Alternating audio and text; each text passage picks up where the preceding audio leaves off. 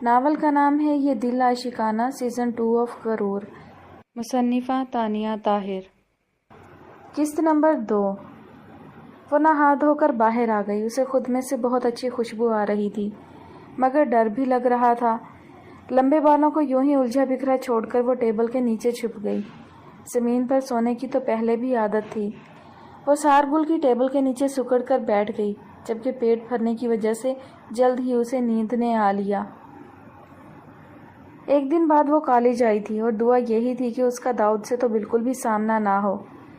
وہ اپنے optional lecture لے کر فری ہوئی تو انگلش کا لیکچر ہو گیا، جبکہ ابھی وہ روم میں جاتی کہ سیاہ قمیض شلوار میں اسی طرح گاگلز لگائے وہ روم کی طرف آ رہا تھا۔ وہ حد سے زیادہ ہی ہینڈسم تھا، اس میں کوئی شک نہیں تھا۔ 3 دنوں میں ہی ہر لڑکی کے منہ پر اس کا نام تھا۔ وہ اس کو پاگلوں کی طرح دیکھتی رہی، حتیٰ کہ داؤد اس کے نزدیک آ گیا اور اس نے اس کے سامنے چٹکی بجائی۔ اینا کو شدت سے اپنی کوتاہی کا احساس ہوا اور اس نے شرمندگی سے ادھر ادھر دیکھنا شروع کر دیا۔ داؤد کے اندر تو اس دن سے عجیب احساسات جنم لے رہے تھے، اور کل کی اس کی چھٹی نے اسے احساس دلایا تھا کہ اس کے اندر ان احساسات کی ادھن کیا حشر مچا گئی ہے۔ مس اینا، آپ کا ہی ہوں، ساری عمر دیکھیے گا، ابھی کلاس لیں، وہ کہہ کر دوبارہ گاگلز لگا کر اندر چلا گیا، جبکہ اینا کو لگا اس کی سماعتوں نے غلط سن لیا۔ اس کے ہاتھ پاؤں کانپ اٹھے۔ اس کا پروفیسر اسے ایسی بات کہہ گیا۔ اس کے احساسات تھے کچھ خوف، ڈر کے، کچھ عجیب سے۔ اس کے اندر ہمت ہی نہیں ہو رہی تھی کہ وہ کلاس کے اندر جائے، جبکہ داؤد روم میں اس کے اندر آنے کا انتظار کر رہا تھا، اور پھر وہ تو تھا ہی صدا کا جذباتی، کہاں انتظار کر سکتا تھا۔ منشا، اینا یہیں باہر بت بن گئی ہیں، انہیں اندر لے کر آئیں، اس نے کہا۔ منشا کو تو آگ ہی لگی، وہ اس کی نوکر تھی جو اس کو لے کر آتی، مگر کچھ کہے بغیر وہ باہر نکلی، اور ابھی اینا کچھ کہتی وہ گھسیٹ کر اسے اندر لے آئی۔ اینا تذبذب کا شکار تھی، آج سے پہلے وہ اتنا نروس کبھی نہیں ہوئی تھی۔ کالج یونیفارم میں پونی ٹیل کیے، رنگ برنگا بیگ ڈالے وہ بلا کی حسین لگ رہی تھی۔ اوپر سے اس کا اتنی سی بات سے ڈر جانا داؤد کے احساسات کو مزید گدگدا گیا۔ مس اینا، جگہ پر بیٹھ جائیں، یا وہ کام بھی کوئی اور کرے، اس نے بالآخر طنز کر ہی دیا۔ اینا نے اس کی جانب دیکھا اور اپنی جگہ پر بیٹھ گئی۔ لیکچر شروع ہوا اور اینا نے محسوس کیا وہ اس کے ڈیسک کے گرد ہی منڈلا رہا تھا۔ اسے نہیں معلوم تھا یہ سب کیا ہو رہا ہے آخر۔ لیکچر آف ہوا تو وہ سب سے پہلے وہاں سے نکلی، جبکہ اسے اپنی فرینڈز مل گئیں جو اسے ویلکم پارٹی کے بارے میں بتا رہی تھیں جو کچھ دنوں میں ہی ہونے والی تھی۔ اینا کو خوشی ہوئی، مزہ آنے والا ہے، اس نے کچھ ایکسائٹیڈ ہو کر کہا۔ ہاں، اور تمہیں پتہ ہے ویلکم پارٹی ہمیشہ کمبائن ہوتی ہے، یار مزہ دو بالا ہونے والا ہے، فریہ نے کہا تو اینا ہنس دی، جبکہ نوشی بھی ہنسی۔ داؤد نے بھی ان کی باتیں سن لی تھی۔ نوشی اور فریہ کی نظر داؤد پر گئی جو کڑے تیوروں میں انہیں گھور رہا تھا۔ آپ دونوں ہیڈ آفس جائیں، کچھ ہی دیر میں آپ سے وہاں ملاقات کرتا ہوں میں، اس نے سنجیدگی سے کہا تو وہ دونوں وہاں سے چلی گئیں۔ غلطی ان کی ہی تھی، 3 دن سے وہ سٹک آف تھی مگر اپنی مستی میں مگن تھی۔ اینا نے بھی وہاں سے جانا چاہا مگر داؤد کچھ ترچھا ہو کر اس کے آگے آ گیا، ایسے کہ اس کوریڈور میں کسی کو بھی ایسا محسوس نہ ہو کہ وہ اس سے مخاطب ہونے والا ہے۔ میرے کیبن میں آؤ، وہ کہہ کر آگے چلا گیا، جبکہ اینا وہیں کھڑی تھی، اب کہ اسے غصہ آنے لگا تھا۔ سمجھتا کیا ہے یہ شخص خود کو؟ وہ بغیر نوٹس لیے نوشی اور فریہ کی طرف تیزی سے بڑھی۔ کہیں نہیں جا رہی ہو تم دونوں، انہیں یاد بھی نہیں رہے گا، ہم بڑے ہال کی طرف چلتے ہیں، یار گانے کی ریہرسل کریں گے۔ اینا کافی پرجوش لگ رہی تھی۔ یار اینا، ہیڈ آفس نہ گئے تو کل وہ شخص ہمیں باہر نکلوا دے گا، نوشی نے منہ بسورا۔ یار سائیکو سا انسان ہے، مجھے تو بالکل سمجھ نہیں آتی، اینا نے بالآخر تجزیہ کر ہی دیا۔ واؤ، سن لیا نا، تو سائیکو تیرا حلیہ بگاڑ دے گا، فریہ نے ہنس کر کہا۔ اور اس کے بعد اس کا کیا ہوگا؟ اینا نے سوالیہ نظروں سے دونوں کو دیکھا اور پھر تینوں کھلکھلا دی اور بڑے ہال کی طرف چلی گئیں جہاں ایک نیا ادھم مچ رہا تھا۔ بہت ساری لڑکیوں سے بڑا ہال بھرا ہوا تھا، جبکہ سٹیج پر کوئی نہیں تھا۔ وہ پرجوش سی سٹیج پر چڑھ گئی۔ اینا، پورا کالج ہی جانتا تھا وہ کتنا اچھا گاتی ہے، اور پچھلے 2 سالوں سے وہ ہر ویلکم پارٹی، اینول فنکشن پہ کوئی بھی ایونٹ ہو اس میں لازمی پرفارم کرتی تھی، جبکہ بوائز برانچ سے افنان جو اس کا کمپٹیٹر تھا اور بہرام کے دوست کا بیٹا بھی، جس کی وجہ سے دونوں کی آپس میں اچھی بات چیت تھی۔ مائک ہاتھ میں لے کر اینا بنا میوزک کے انگریزی دھن گنگنانے لگی۔ وہ اتنی خوبصورتی سے گا رہی تھی کہ اس کا لہجہ اور انگریزی دھن بالکل بھی الگ الگ نہیں لگ رہے تھے۔ حال میں اس کی آواز کا ایک سرور سا چھا گیا، جبکہ اینا خود مدہوش سی تھی۔ اس کے خاموش ہوتے ہی حال تالیوں سے گونج اٹھا۔ وہ کافی دیر اس کا اپنے کیبن میں انتظار کرتا رہا، جبکہ اس سے پہلے وہ ہیڈ آفس بھی گیا تھا جہاں کوئی بھی نہیں تھا۔ مطلب تینوں لڑکیوں نے اس کی بات نہیں مانی تھی۔ اس کا میٹر بری طرح گھما، جبکہ اسے صاف صاف لگا وہ تینوں اس کو بے عزت کر کے نکل چکی ہیں۔ اس نے ٹیبل پر رکھا نوٹ پیڈ اٹھا کر دور پھینک دیا۔ دل تو کیا پہنچ جائے اس کے پاس اور 2 چانٹے لگا دے کہ اس کی بات نہ ماننے کی ہمت بھی کیسے ہوئی، مگر وہ اس پر کون سا ایسا اختیار رکھتا تھا جو اس طرح اپنا حق جتاتا۔ بہت جلد میری ہر بات پر سر خم کرنے کی تمہیں عادت ہو جائے گی، اس نے سوچا، اور بائک کی کیز اٹھا کر وہ وہاں سے نکل گیا۔ وہ بڑی عجلت میں اپنے کیبن میں داخل ہوا۔ اس کے پیچھے ہمدانی انڈسٹریز کے چیئرمین تھے۔ ہمدانی صاحب، آپ کا کیس نہایت ڈیفیکلٹ ہے، اس نے کہا، اور چیئر کھینچ کر بیٹھا ہی تھا کہ اس کا بوٹ نرم چیز سے ٹکرایا۔ اس نے ترچھی نگاہ کر کے دیکھا اور ایک لمحے کے لیے تو اس کا دماغ اڑا تھا۔ سر جی، آپ سے رابطہ بھی تو اسی لیے کیا ہے، ہمدانی چاپلوسی کرتا ہوا اس کے سامنے چیئر کھینچ کر بیٹھا، جبکہ سارگل نے چونک کر اوپر دیکھا۔ 1 کروڑ، اس نے سنجیدگی سے ہمدانی کی طرف دیکھا۔ وہ اپنے دوست کو پھنسا کر کمپنی ہتھیانا چاہتا تھا۔ سر جی، ہمدانی کا تو دم خشک ہوا، جبکہ اس نے کوئی تاثر نہیں دیا۔ اس کے دماغ کے دھاگے اپنی ٹیبل کے نیچے تھے۔ سوچ لو پھر آ جانا، یاد رکھنا تمہارا وہ دوست بھی مجھ تک پہنچ سکتا ہے، اس نے کہا، اور اسے انگلی کے اشارے سے چلے جانے کا کہا تو ہمدانی کچھ سوچتے ہوئے اٹھ کر چلا گیا۔ وہ جانتا تھا وہ ایک لالچی انسان ہے، دوبارہ کبھی نہیں آئے گا، جبکہ اس کا دوست آلریڈی اس سے کانٹیکٹ میں تھا۔ اس نے ہمدانی کے نکلتے ہی ٹیبل سے اپنی چیئر دور کی اور اس لڑکی کی جانب دیکھا جو پرانے سے کپڑوں میں اپنے بے پناہ حسن سے بے پرواہ آنکھیں موندے ہوئے تھی۔ کسی سوچ کے تحت اس نے اپنی دوسری ٹیبل کی طرف دیکھا جہاں فروٹس کو بڑی بری طرح کھایا گیا تھا۔ اس نے دوبارہ لڑکی کی طرف دیکھا، ملائم کریم کی مانند، رنگ تیکھے، نقوش، بلا کی معصومیت، وہ سونے کا شغل فرما رہی تھی۔ اس نے ایک ہاتھ بڑھایا اور اس کے چمکتے گال پر انگلی رکھی، جبکہ اس کی انگلی کی حرکت اس کے گال پر سستی سے بڑھتی گئی، یہاں تک کہ اس کے گلابی لبوں پر ٹھہر گئی۔ اچانک اس کے دماغ میں کل آنے والی لڑکی یاد آئی۔ وہ گہرا سانس بھر کر پیچھے ہو گیا۔ رولنگ چیئر پر ریلیکس ہو کر بیٹھے وہ اسے ہی گھور رہا تھا، جبکہ چیئر زور زور سے ہل رہی تھی۔ مشل کو خود پر کسی کی جھلستی نگاہیں محسوس ہوئیں تو وہ ایک جھٹکے سے اٹھی، سر اٹھایا جو ٹیبل کے نکڑ پر بہت زور سے لگا۔ وہ منہ کھولے سر تھام گئی۔ دن میں تارے نظر آئے۔ جانتی ہو، ایک لائر کے کمرے میں چھپ کر اس کی چیزیں چوری کرنے پر تمہیں کم از کم بھی 10-15 سال کی قید ہو سکتی ہے، وہ سنجیدگی سے بولا۔ اب بھی چیئر جھول رہی تھی۔ مشل نے بڑی بڑی گرے آنکھوں سے اس شہزادے کو دیکھا جس کی آنکھوں میں ذرا بھی کوئی تاثر نہیں تھا۔ مشل کو شرمندگی بھی ہوئی اور اس نے باہر نکلنا چاہا، مگر سارگل نے اپنا بوٹ پھنسا کر چیئر کو مزید قریب کر لیا کہ اس پر جھکنے سے وہ اسے آسانی سے چھو سکتا تھا۔ مشل کا دل بری طرح دھڑکا، یہاں تک کہ اس سے نگاہ اٹھا کر دیکھا بھی نہیں گیا۔ مگر میں نے کچھ چوری نہیں کیا صاحب، اس نے ہمت کر کے بولنا چاہا، مگر اسے محسوس ہوا اس کی ٹانگ کے پاس سارگل کا بوٹ حرکت کر رہا ہے۔ اب حقیقی معنوں میں اسے اس اجنبی سے خوف محسوس ہوا تھا۔ وہ بھی تو مرد تھا، وہ اس سے کس بھروسے پر یہاں تھی؟ مگر کیس بنانے میں کتنا وقت لگتا ہے، وہ بھی میرے جیسے بندے کے لیے، وہ تیوری چڑھائی سنجیدگی سے بولا۔ مشل کو رونا آنے لگا، وہ مزید پھنس گئی تھی۔ صاحب معاف کر دیں، بس میری ماں کو انصاف دلا دیں، وہ بے قصور تھی، ان کا قتل کر دیا، مجھے دربدر کر دیا، پھر بھری دنیا کے سامنے میری ماں کی پاک روح کو ناپاک بنا دیا۔ میں آپ کے آگے ہاتھ جوڑتی ہوں، مجھے انصاف دلا دیں۔ میرے پاس پیسہ نہیں، مگر میں پھر بھی آپ سے التجا کرتی ہوں، وہ رونے کے دوران سسکتی ہوئی بولی۔ سارگل نے مدھم سا مسکرا کر چیئر دور کی۔ باہر آؤ، اس نے کہا تو مشل نے اس کی جانب دیکھا اور پھر وہی دوپٹے سے ناک صاف کر کے وہ باہر نکل آئی اور اس سے کافی فاصلے پر کھڑی ہو گئی۔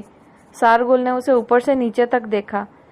وہ ایک کم عمر مگر بلا کی حسین لڑکی تھی۔ 8 لاکھ، چیئر پر کوہنے ٹکا کر اپنی تھوڑی کے نیچے ہاتھ سجائے وہ اسے گھورتے ہوئے پیسے کچھ کم کر گیا۔ مشل نے اس کی جانب دیکھا۔ کیا یہ بہت بڑا احسان تھا کہ اس نے 2 لاکھ کم کر دیے تھے؟ مگر اس کے پاس تو ایک پھوٹی کوڑی بھی نہیں تھی۔ یہاں مزید کھڑا ہونا اسے بیکار لگا، اوپر سے اس کی آنکھیں جن نظروں سے دیکھ رہی تھی اسے کچھ ٹھیک نہیں لگ رہا تھا۔ تبھی وہ خاموشی سے پلٹ کر باہر نکلنے لگی کہ سارگل نے پیپر ویٹ بجایا۔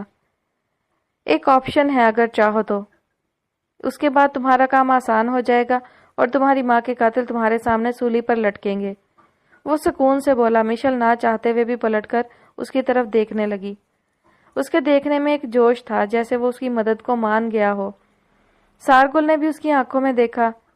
2 راتیں میرے ساتھ گزار لو، سمپل، سکون سے کہہ کر اس نے چیئر کی بیک سے ٹیک لگا لی، جبکہ مشل کا دل ڈوب سا گیا۔ وہ حیران رہ گئی، اس کے نزدیک پڑھے لکھے لوگ ایسے نہیں ہوتے، جبکہ اس کا تایا قاسم یا اس کا باپ خود ان پڑھ جاہل تھے، تبھی یہ بس یہ سوچ رکھتی تھی وہ۔ عزت تقدس پامال صرف جاہل کرتے ہیں، وہ مگر بھول گئی تھی امیروں میں تو سودا بازی چلتی ہے۔ وہ ساکت کھڑی تھی جبکہ سارگل اپنی جگہ چیئر پر بیٹھا جھولنے لگا۔ اس کے اندر اب غصہ بھرنے لگا۔ میری طرف سے انکار ہے، آپ کی اس مدد کی ضرورت نہیں مجھے۔ سنبھل کر وہ مضبوط لہجے میں بولتی اپنی عمر سے کافی بڑی لگی، جبکہ سارگل مسکرایا۔ مشل نے اس کی زہریلی مسکراہٹ کو دیکھا۔ اب وہ اسے شہزادہ تو بالکل نہیں لگ رہا تھا۔ دیکھو میری نا دماغ کی ایک رگ فالتو ہے، جس چیز کی مجھے ضد چڑھ جائے تو چڑھ جاتی ہے۔ تمہیں میری بات مان لینی چاہیے، مجھے لگتا ہے اس میں تمہارا فائدہ ہے۔ اس کے بعد تمہارے پاس لازمی اتنا پیسہ ہوگا کہ تم یوں در بدر نہ پھرو۔ وہ اپنی عقل سے اسے ٹریپ کرنے لگا۔ آخر کو ایک کامیاب وکیل تھا جو صرف اپنی بات سے دوسرے کو رام کر سکتا تھا۔ نہیں، اس کے نزدیک آتے ہی مشل کا سارا کانفیڈنس ہوا ہو گیا، جبکہ خوف کا ایک بار پھر طاری ہو گیا۔ سوچ لو، اس نے ہاتھ اٹھا کر اس کے لمبے الجھے ہوئے بالوں کی لٹ کو پیچھے کرنا چاہا، جبکہ مشل اس سے بہت دور جا کھڑی ہوئی اور دروازہ کھولنے لگی جو کہ لاک تھا۔ اسے لگا اس کا دم نکل جائے گا، چڑیا سا دل پھڑپڑا اٹھا۔ فکر نہ کرو، مجھے زبردستی کی بیماری نہیں، مگر تمہیں میری بات ہر حال میں ماننی چاہیے، کیونکہ اگر تم نے نہ مانا تو تم جیل جاؤ گی، اور جیل جا کر بھی تو وہاں کسی نہ کسی کا لقمہ بنو گی۔ وہ سکون سے بولتا اس کے قریب آ گیا۔ مشل کا دل کیا زمین پھٹے اور وہ اس میں سما جائے۔ کاش اس کی ماں بھی اسے ساتھ لے جاتی۔ سارگل اس کی آنکھ کے موتی تیزی سے ٹپکتے ہوئے دیکھ رہا تھا، اس کے وجود کی جانب اس کا دم بری طرح کھینچ رہا تھا۔ مشل نے پھر سے دروازہ کھولنے کی کوشش کی جو ناکام ہوئی۔ سارگل نے اس کی جانب ہاتھ بڑھایا جبکہ وہ چیخ مار کر اس سے دور ہوئی۔ سارگل کو یہ سراسر ڈرامہ ہی لگا۔ غریب لڑکی تھی، اپنا مقصد نکلوا سکتی تھی شاید، مگر نہیں، لڑکیاں اور ان کے ڈرامے۔ اس نے تیوری چڑھا کر اس کی جانب قدم بڑھائے اور ایک پل میں وہ اس کے نزدیک تھا، جبکہ مشل نے چیخو پکار مچا دی۔ سارگل نے اس کے لبوں پر ہاتھ رکھ کر اس کی آواز دبا دی۔ مشل کو لگا وہ مر جائے گی۔ ہاں، ایک عزت اس کے پاس تھی، اگر وہ بھی یہ شخص لے لیتا تو ضرور اس کے لیے صرف موت رہ جاتی۔ اسے کچھ سمجھ نہیں آ رہا تھا، اس نے دنیا کا یہ روپ دیکھا تھا، مگر وہ تو پڑھے لکھے لوگوں کو بہت اچھا تصور کرتی آئی تھی۔ مگر یہ وقت غم منانے کا نہیں تھا، کیونکہ اس کے سامنے ایک خوبصورت چہرہ شیطانیت سجائے اس کے ساتھ کچھ بھی کر دینے کے در پر تھا۔ اس نے زور زور سے اپنا منہ سے چھڑانا چاہا۔ سارگل نے ہاتھ ہٹایا۔ ہاں، سن رہا ہوں، بتاؤ، منظور ہے تمہیں ڈیل؟ کیونکہ ایسے میں تمہارے قریب نہیں آ سکتا، تم کتنے گندے لباس میں ہو۔ اس نے منہ بنایا اور دور ہوا۔ اس کے نخرے اور اپنی حالت، بلکہ وہ ہر شے پر حیران تھی۔ آپ پلیز مجھ سے شادی کر لیں، وہ اس کے قدموں میں بیٹھتی بولی، کیونکہ اس وقت اسے کوئی حل نظر نہیں آیا تھا سوائے اس کے۔ سارگل نے چونک کر اس کی جانب دیکھا اور کمرے کی فضا میں کہا گونج اٹھا۔ شکل دیکھی ہے تم نے اپنی؟ وہ ہنسا دل کھول کر اور ہنستا ہنستا دوبارہ چیئر پر ڈھیر ہو گیا۔ وہ ڈرنک نہیں کیے ہوئے تھا، بس اس کا وجود اس کے لیے اٹریکشن کا باعث تھا۔ آج سے پہلے اس نے ایسا کچھ نہیں کیا تھا، نہ وہ ان چیزوں کا عادی تھا۔ ایک انجانی سی کشش اور اس لڑکی کی بے بسی سب مل کر اس کے دماغ کو بہکا چکی تھی، مگر شادی ناممکن۔ وہ ہنستا رہا۔ مشل مٹھیوں سے آنکھیں چھپائے روتی رہی۔ تبھی مراد کالنگ اپنے فون پر دیکھ کر اس نے ہنسی روکی۔ ہاں یار بولو، ہنستے ہوئے اس نے پوچھا۔ کافی خوش ہو؟ مراد نے کہا۔ خوش تو میں ہر وقت رہتا ہوں، مگر فی الحال ایک زبردست جوک سنا ہے، اس پر ہنس رہا ہوں۔ وہ پھر سے ہنسا۔ اچھا، ایسا بھی کیا سن لیا؟ مراد نے پوچھا تو وہ جو ایک بات بھی اس سے نہیں چھپاتا تھا سب بتاتا چلا گیا، جبکہ دوسری طرف مراد اپنی چیئر ایک دم چھوڑ کر اٹھ چکا تھا۔ کتنے سال کی ہے وہ لڑکی؟ اسے اس وقت سارگل پر اتنا غصہ تھا کہ وہ اس کے سامنے ہوتا تو لازمی 2-3 تھپڑ کھا چکا ہوتا۔ وہ ہوگی کوئی 17-18 سال کی، وہ نارملی بولا۔ خیر، ابھی سارگل فون بند کرتا کہ مراد بولا، سارگل تم اسے کچھ نہیں کہو گے؟ مراد نے تنبیہ کی۔ سارگل زور سے ہنسا۔ معلوم نہیں، اور فون بند کر دیا، جبکہ مراد ایک لمحے میں آفس سے نکلا تھا۔ وہ نہیں چاہتا تھا کسی کے ساتھ ظلم ہو، تبھی اس نے سارگل کے آفس کی طرف گاڑی دوڑائی۔ اینا حویلی آئی تو کافی تھکی ہوئی تھی، جبکہ اس کی آواز بھی بیٹھی ہوئی تھی۔ اسے مام کہیں نظر نہیں آئی۔ وہ وہیں سے بولنے لگی، مام بھوک بھی کافی لگی ہوئی تھی اسے۔ او ٹڈی کیوں چیخ رہی ہو؟ سارم جو بھی کچھ دیر پہلے اپنی نائٹ ڈیوٹی سے واپس آیا تھا، اس کے چیخنے پر منہ بنا کر بولا، کیا ہے آپ کو؟ میرا نام اینا ہے، وہ چڑ کر بولی۔ نہیں، مجھے تو تم وہ جھنڈ میں جو کالی کالی اڑتی ہے نا، وہ ٹڈی لگتی ہو۔ سارم کو اسے تپانے کا موقع مل گیا تھا۔ اینا نے غصے سے پاؤں پٹکا۔ اللہ کرے آپ گنجے ہو جائیں، وہ غصے سے بولی۔ اللہ اللہ، عیشا کا کیا ہوگا پھر؟ اس نے اپنے بالوں میں ہاتھ چلایا اور سامنے دیکھا جہاں عیشا بھی انسٹیٹیوٹ سے آئی تھی۔ بی اے کے بعد وہ کوکنگ کورس کر رہی تھی۔ سارم کی بات پر مسکرا دی۔ وہ دونوں ہی ایک دوسرے کو پسند کرتے تھے اور سب یہ بات جانتے بھی تھے۔ بہت کوئی بدقسمت ہے عیشا جو آپ کے پلے پڑے گی، ایسے خوفناک نام رکھتے ہیں آپ۔ اینا نے بیگ صوفے پر پھینکا، جبکہ سارم بھی دوسرے صوفے پر لیٹ گیا اور عیشا نے بھی اپنی ڈش جو وہ بنا کر لائی تھی ٹیبل پر رکھی۔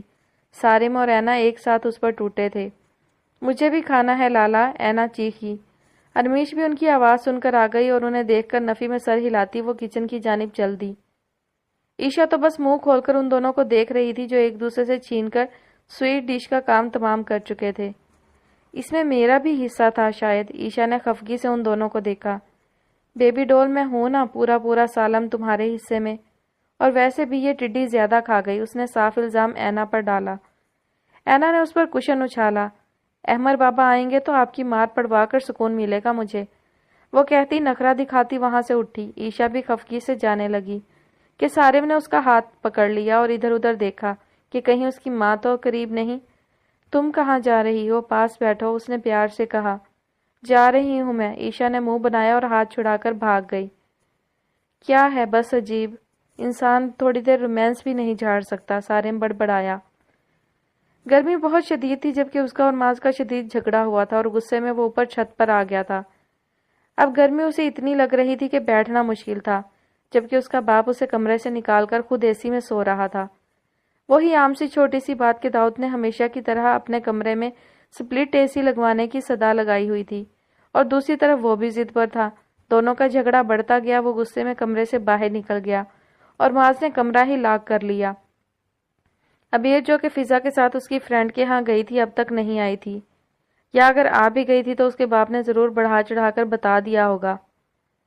داؤد، اس نے اس کے گھنے بالوں میں ہاتھ پھیرا، مجھے آج تک یہ سمجھ نہیں آیا انہیں میرے ساتھ پرابلم کیا ہے۔ مجھے یاد ہے میری ہر خواہش پر یہ مجھے اس طرح جھڑک دیتے تھے جیسے میں ان کا نہیں پڑوسیوں کا بچہ ہوں۔ وہ سنجیدگی سے بولا۔ عبیر نے اس کی پیشانی چوم لی۔ وہ چڑچڑے ہو گئے ہیں، سچ بتاؤں وہ کبھی ایسا نہیں تھا، بہت فرینڈلی تھا، اس نے کہا تو داؤد نے ماں کی طرف دیکھا۔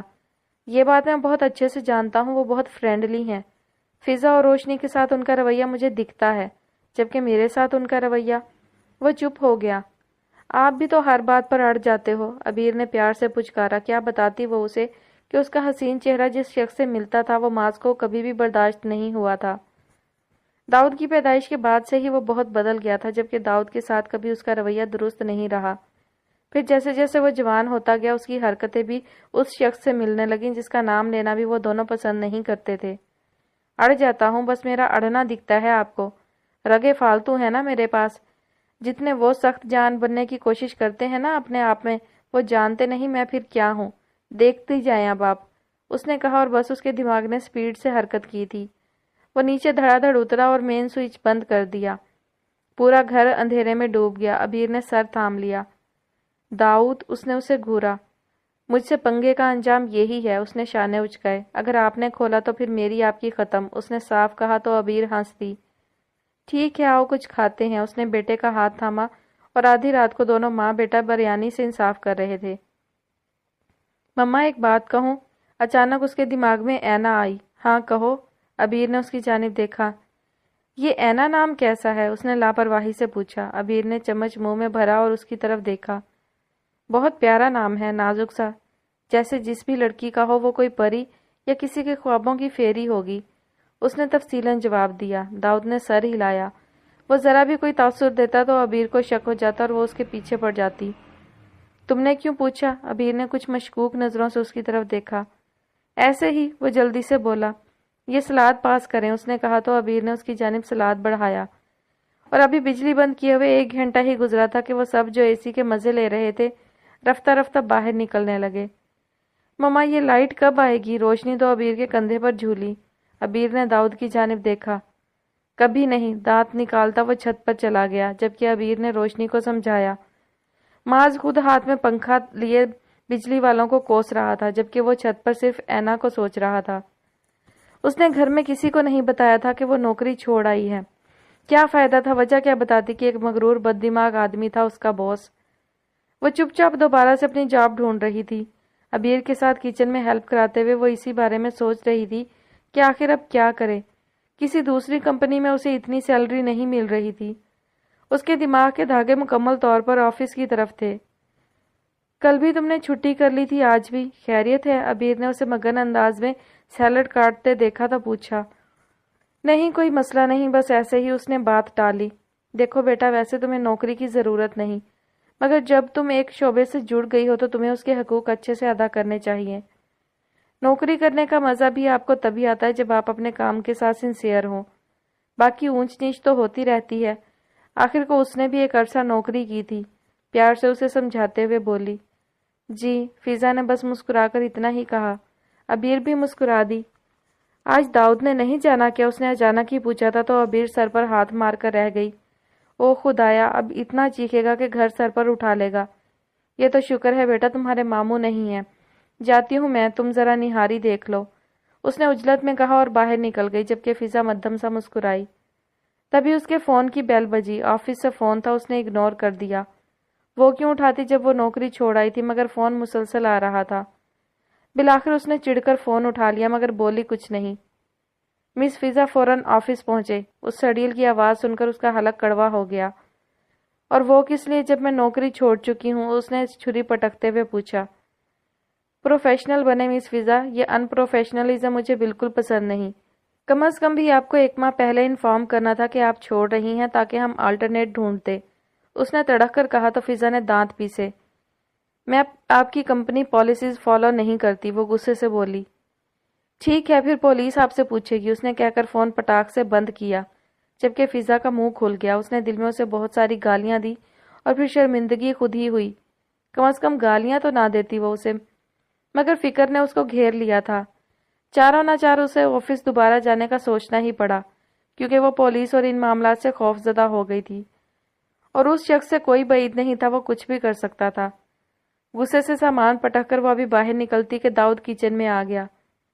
یہ تمہارا منہ کیوں من بھر کا ہو رہا ہے؟ وہ لاپرواہی سے پوچھنے لگا، جبکہ فضا نے نفی میں سر ہلایا اور پھر سے باہر نکلنے لگی۔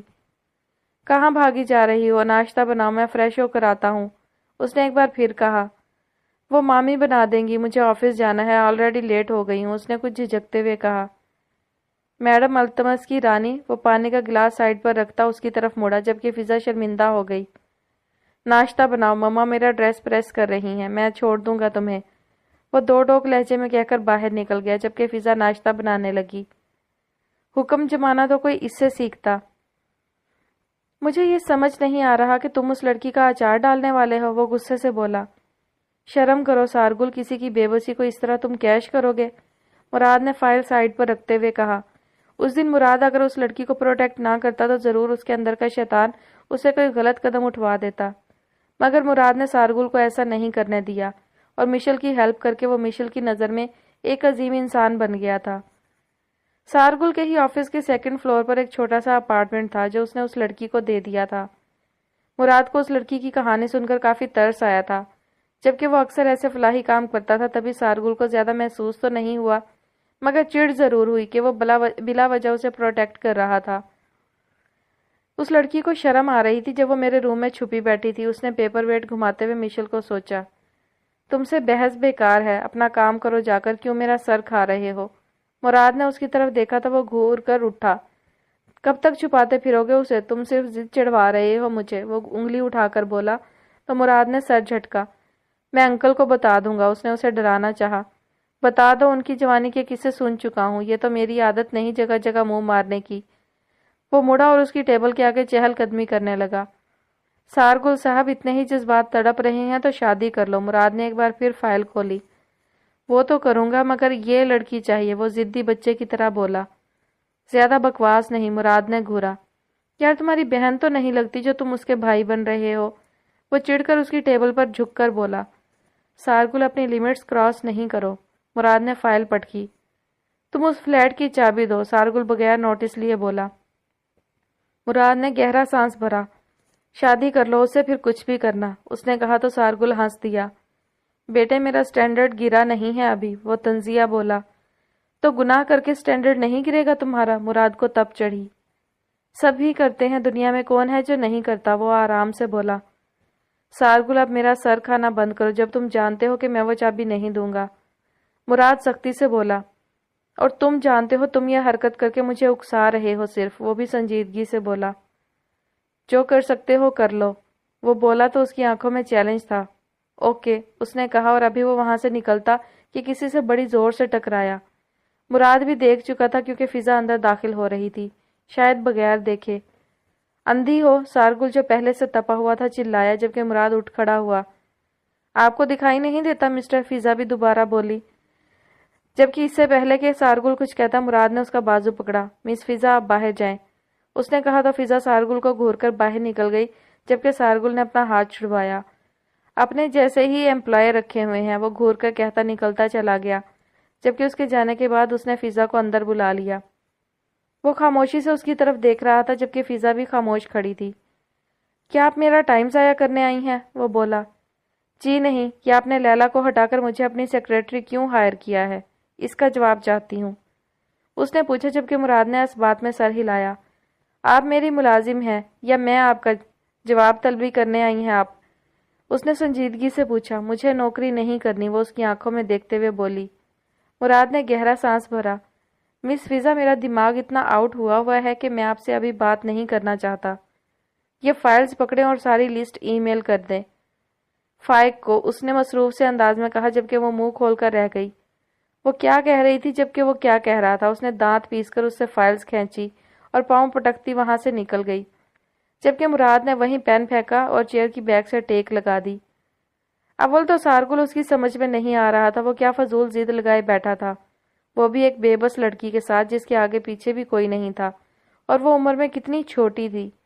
سارگل کی سوچ پر اسے غصے کے ساتھ اب گھن بھی آئی، مگر وہ اسے اس کے ارادوں میں کامیاب نہیں ہونے دے گا، یہ تو طے تھا، جبکہ وہ یہ بھی جانتا تھا کہ وہ ضرور کوئی نہ کوئی قدم اٹھائے گا اور اس کا نیچے دکھانے کی کوشش کرے گا، جبکہ دوسری طرف یہ لڑکی، اسے دیکھتے ہی اس لڑکی پر غصہ آتا تھا۔ آج تک اس کے آفس میں اس سے کسی نے بدتمیزی نہیں کی تھی، جبکہ وہ لڑکی جو شکل سے کتنی معصوم دکھتی تھی، اس کی زبان کتنی تیز تھی۔ غصے سے کھولتے دماغ کو سکون دینے کے لیے اس نے فون اٹھایا۔ اس کی سیکریٹری جو وہ اب بدل چکا تھا، وہ بھی فضا کی اس بات پر کہ وہ اس کی نہیں فائق کی ملازم تھی، کیونکہ وہ اس کے انڈر کام کرتی تھی، تبھی اپنی برتری واضح کرنے کو اس نے اسے اپنے انڈر لے لیا تھا، جبکہ لیلا پیچ و تاب کھا رہی تھی، کیونکہ اس کی ویلیو جو مراد نے فضا کے سامنے گرا دی تھی۔ جب دوسری جانب سے فون نہیں اٹھایا گیا تو اس نے جھلے میں فون ہی پٹک دیا۔ عجیب مصیبت ہے۔ کالج میں ویلکم پارٹی کی تیاری پورے زور و شور پر تھی، اکثر اسٹوڈنٹ لیکچر بنک کر رہے تھے، جبکہ داؤد تو آیا ہی کافی لیٹ تھا۔ گراؤنڈ میں ایک ادھم مچا ہوا تھا، وہ لڑکیوں کو ایک نظر دیکھ کر آگے بڑھ گیا، جبکہ بہت ساری لڑکیاں اس کو دیکھ کر اپنی جگہ ٹھہر گئی تھی۔ وہ تھا ہی اتنا ہینڈسم، پینٹ شرٹ میں وہ بہت ڈیشنگ لگ رہا تھا، جبکہ گاگلز ناک کی چونچ پر ویسے ہی رکھے تھے۔ اندر جاتے ہوئے جب وہ سٹاف روم میں جانے لگا، اس کی نگاہ اینا پر گئی۔ وہ کلاس روم کے آگے کھڑی تھی، اکیلی تھی، جبکہ ہاتھ میں سیل لیے وہ کسی سے شاید کانٹیکٹ کرنا چاہ رہی تھی، اور اس وقت وہ کافی بولڈ ڈریس میں تھی۔ یہ شاید آج کل کا فیشن تھا، مگر داؤد کو بالکل بھی پسند نہیں آیا تھا۔ ریڈ سلیو لیس شرٹ اور براؤن پینٹ میں بال کھولے وہ حسن کا اعلیٰ شاہکار ضرور لگی، مگر اسے یہ ڈریس نہیں پہننا چاہیے تھا۔ یہاں بہت مرد تھے اور سب کی نگاہ کا مرکز اس کے علاوہ اور کون ہو سکتا تھا؟ وہ اس کی طرف بڑھا، مگر اس کے متوجہ ہونے سے پہلے دوسرے کلاس روم میں چلا گیا، جبکہ پیچھے کے ڈور سے وہ اس کلاس روم میں آگے جس کے باہر اینا کھڑی تھی، اور اچانک اینا کو لگا اس کا نازک ہاتھ کسی دیو کے ہاتھ میں آ گیا ہو۔ ہاں، اتنی ہی سختی تھی اس کے ہاتھ میں، وہ تو چونک کر رہ گئی، جبکہ داؤد نے پاؤں مار کر دروازہ بند کیا۔ اینا آنکھیں پھاڑے اس کے گاگلز کو دیکھ رہی تھی، جبکہ کمرے میں اور کوئی نہیں تھا۔ یہ ڈریس خوبصورت ہے اینا، اور تم اس میں کافی خوبصورت لگتی، تب جب یہ صرف میرے لیے پہنتی میرے سامنے۔ ابھی تم اس میں بالکل اچھی نہیں لگ رہی، اس نے اس کو گھورتے ہوئے کہا۔ اینا کا دم خشک ہونے لگا۔ سر چھوڑیں، اس کی آنکھوں میں آنسو کا ایک ریلا آ گیا۔ پتہ نہیں کیسے گزارا ہوگا، اتنی تو تم نازک ہو، اس نے اس کے آنسو صاف کرنا چاہے۔ اینا اس سے دور ہوئی۔ داؤد مدھم سا مسکرا کر ہاتھ اٹھا گیا۔ اوکے، مجھے کچھ چیزیں تم پر کلیئر کرنی ہیں۔ دیکھو، میں داؤد احمد ایک اسٹریٹ فارورڈ انسان ہوں۔ باتوں کو گھمانا پھرانا مجھے نہیں آتا، میں ڈائریکٹ بات کرنے کا عادی ہوں۔ اور ابھی بھی مجھے نہیں پتا تمہیں کس طرح بتاؤں، مجھے تم اچھی لگتی ہو۔ تم خوامخواہ مجھ پر سوار ہو گئی ہو جیسے کوئی جن پیچھے پڑ جائے۔ جسٹ لائک، ڈونٹ مائنڈ، آئندہ نہیں کہوں گا مگر مجھے ایسا ہی لگا۔ میرے اعصاب تمہیں سوچ سوچ کر تھک چکے تھے، اور اس سے پہلے اسٹریس میں جاتا تو میں نے سوچا تمہیں بتا دوں تاکہ تمہیں بھی پتا چل جائے کہ اب تم کس کی ہو۔ اس نے شانے اچکائے۔ اینا کے لیے یہ سب غیر متوقع تھا۔ وہ دیوار کے ساتھ چپکی کھڑی تھی جبکہ ہارٹ بیٹ بری طرح الجھ چکی تھی۔ مگر تم نے کل میری بات نہیں مانی، تم نے مجھے ایک دن کا مزید سٹریس دیا۔ اگر کل تم آ جاتی تو میں تمہیں یہ سب کل ہی بتا دیتا۔ اینا، میری بات نہ ماننے کا سوال اب زندگی سے نکال دو۔ اچانک ہی وہ اس کے نزدیک ہوا جبکہ اس کا ہاتھ پکڑ لیا۔ خوف سے اینا کا چہرہ سرد پڑ چکا تھا۔ داؤد مسکرایا۔ ڈر گئی ہو؟ اس نے اس کے گال پر چٹکی لی۔ نو اینا، ڈرنے کی بات نہیں ہے۔ ویسے جانتی ہو، سب سے پہلے مجھے تمہارا نام بہت پسند آیا تھا۔ سویٹ، سمپل، مجھے لگا اس نام کے پیچھے صرف میرا نام اچھا لگے گا۔ وہ مدھم سا مسکرایا جبکہ وہ اب بھی ساکت بت بنی کھڑی تھی۔ جانتا ہوں تمہارے لیے یہ بات قابل قبول نہیں ہوگی، مگر کیا کر سکتے ہیں، قبول کرنا پڑے گا تمہیں۔ اس کے بالوں میں آہستگی سے ہاتھ پھیرنے کی گستاخی کرتے ہوئے اس کے اندر ایک حسین خوشگوار احساس ہوا، جبکہ مقابل بے ہوش ہونے کے قریب تھا۔ کچھ دیر بعد ملتا ہوں تم سے، پرنسپل سے ایک بات کرنی ہے، ضروری ہے، اوکے؟ وہ اسے ایسے کہہ رہا تھا جیسے ان دونوں کی عاشقی تو بہت پرانی تھی۔ اینا یوں ہی چپکی ہوئی تھی جبکہ داؤد مسکرا کر دروازہ کھول کر باہر نکل گیا۔ اینا کے ہاتھ سے بیگ چھوٹ گیا۔ اسے لگا اس کا دماغ پھٹ جائے گا، جبکہ خوف سے اس کا دل شاید باہر آ جاتا۔ سوچنے کی صلاحیت اس کے اندر نہیں رہی تھی، وہ بس بھاگ جانا چاہتی تھی۔ تبھی وہ الٹے قدموں وہاں سے دوڑی اور اپنی گاڑی کے قریب جا کر سانس لیا۔ گاڑی میں بیٹھنے تک اس کے ہاتھ بری طرح کانپ رہے تھے۔ اس وقت اس پر صرف ایک خوف تھا، عجیب سا۔ احساسات عجیب تھے، ایک لفظ اس کو سمجھ نہیں آ رہا تھا، نہ اپنے دل کی تیز دھڑکن اور نہ داؤد کی باتیں۔ گھٹنوں میں سر دیے وہ رو رو کر تھک چکی تھی، تبھی بس اب سسک رہی تھی۔ اسے کسی پر بھی یقین نہیں تھا، کچھ بھی کبھی بھی ہو سکتا تھا۔ وہ کب کہاں کہاں اپنی عزت بچاتی، لوگ تو صرف ایک چیز کے پیچھے پڑے تھے، اور اگر ایک ہمدرد شخص نے اس کی مدد کی بھی تو کیا تھا، وہ کیا کر سکتی تھی؟ اگر کوئی اس فلیٹ میں آ جاتا۔ ماں کو یاد کر کے وہ بہت رو چکی تھی، معافیاں بھی مانگی کہ وہ اس کو انصاف نہیں دلا سکتی۔ وہ کمزور تھی جبکہ دنیا بہت طاقتور۔ وہ یوں ہی خلا میں گھورتی رہی کہ دروازہ بجا اور اس کی چیخ نکل گئی۔ دروازے پر کون ہو سکتا تھا؟ اسے تو بتایا گیا تھا کہ بس نیچے والے فلور پر سارگل کا آفس ہے اور اوپر اپارٹمنٹ میں وہ، جبکہ کوئی نہیں جانتا تھا وہ یہاں ہے۔ پھر بھلا کون ہو سکتا تھا؟ ایک بار پھر دروازہ بجا۔ مشل کا کھڑا ہونا مشکل ہو گیا۔ ایک بار پھر آنسو امڑ آئے۔ دروازہ بجتا رہا مگر اس نے نہیں کھولا۔ اس کے اندر ہمت ہی نہیں ہو رہی تھی کہ وہ دروازے کے قریب جاتی، کو جا کے اس کو کھولنا۔ یہ عمل اس کے لیے مشکل ترین تھا۔ ایک بار پھر دروازہ بجا اور اب اتنی زور سے بجا تھا کہ اسے اٹھنا ہی پڑا۔ ایک کمرے سے نکل کر وہ چھوٹے سے لاؤنج میں آئی اور دروازے کے نزدیک گئی۔ اس کے نزدیک جاتے ہی پھر بج اٹھا۔ اس نے دروازہ پکڑ لیا۔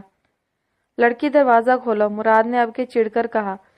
جیسے ہی مشل نے آواز پہچانی اس نے جلدی سے دروازہ کھول دیا۔ مراد سامنے کھڑا تھا جبکہ اسے پیچھے دیوار سے ٹیک لگائے وہ بھی تھا۔ کوٹ اس نے ہاتھ کی انگلیوں میں اٹکا کر کاندھے پر ڈالا ہوا تھا۔ وہ دونوں کو ہی دیکھ کر بری طرح گھبرائی تھی۔ ہمارے فلیٹ میں رہتی ہو اور ہم سے ہی اکڑ، کچھ عجیب نہیں لگتا؟ اس نے کہا اور اندر آ گیا۔ مراد نے اس کو گھورا۔ اندر جانے کا ذکر نہیں ہوا تھا مگر وہ کیسے بھول گیا؟ وہ ایک شکاری کو اپنے ساتھ لایا تھا۔ فی الحال وہ اس کا دوست تو بالکل نہیں تھا۔ مراد بھی اندر آ گیا جبکہ مشل کا دل کیا وہ یہاں سے بھاگ جائے۔ وہ شخص اتنا خطرناک دکھتا نہیں تھا جتنے شیطانی ارادے رکھتا تھا۔ وہ دروازے کو تھامے یوں ہی کھڑی رہی۔ مراد اس کی گھبراہٹ سمجھ رہا تھا جبکہ سارگل سکون سے صوفے پر بیٹھا جوتا جھلا رہا تھا۔ نگاہیں اس پر ہی تھیں، جس کا بس چلتا تو دروازے کے اندر ہی گھس جاتی۔ مراد کھانے پینے کا سامان لایا تھا کیونکہ یہ اپارٹمنٹ پرانا تھا اور کسی کے استعمال میں بھی نہیں تھا، تبھی یہاں کچھ بھی نہیں تھا سوائے فرنیچر کے۔ اور مجبوری یہ تھی کہ اوپر آنے کا دوسرا کوئی راستہ نہیں تھا، اور اس اپارٹمنٹ کی چابی وہ اپنے آفس میں بھول آیا تھا، تبھی اتنی دیر لگی تھی، ورنہ وہ خود ہی دروازہ کھول لیتا۔ مگر اس نے یہ بات سارگل کو نہیں بتائی تھی، کیونکہ اس پر یہ عجیب دورہ پڑا تھا کہ وہ اس لڑکی کو صرف پانا چاہتا تھا، اور اس کے بعد اس لڑکی کی اس کی نظر میں کوئی ویلیو نہیں تھی۔ مراد نے اس عجیب ماحول سے مشل کو نکالنا چاہا، تبھی اس کے نزدیک گیا تو وہ مزید ڈر گئی، جبکہ سارگل ہنسنے لگا۔ گڑیا ریلیکس ہو جاؤ، میرے ہوتے ہوئے تمہیں کوئی کچھ نہیں کہے گا، اور نہ کر سکتا ہے، تم میری ذمہ داری ہو۔ جانتی ہو میری بھی ایک بہن ہے تم سے بڑی، تم مجھے اپنا بھائی سمجھ سکتی ہو، اور یقین مانو یہ آدمی تمہیں میرے ہوتے ہوئے کوئی نقصان نہیں پہنچا سکتا۔ اس نے مشل کے سر پر ہاتھ رکھ کر نپے تلے لفظوں میں اس کو سمجھایا۔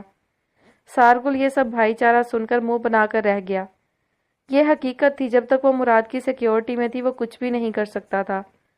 سارگل بخوبی جانتا تھا وہ ایک نہایت شاطر آدمی ہے۔ مشل نے اس کی بات سنی تو اس کا دل مزید بھر آیا۔ ہاں، اگر اس کا بھی کوئی بھائی ہوتا تو اسے دربدر نہ ہونے دیتا۔ وہ اپنے آنسو صاف کرنے لگی تو مراد نے اس کے سر سے ہاتھ ہٹا لیا۔ ہم چلتے ہیں، یہ سب فاسٹ فوڈ ہے، ایک ہفتے بعد میں تمہیں پھر لا دوں گا۔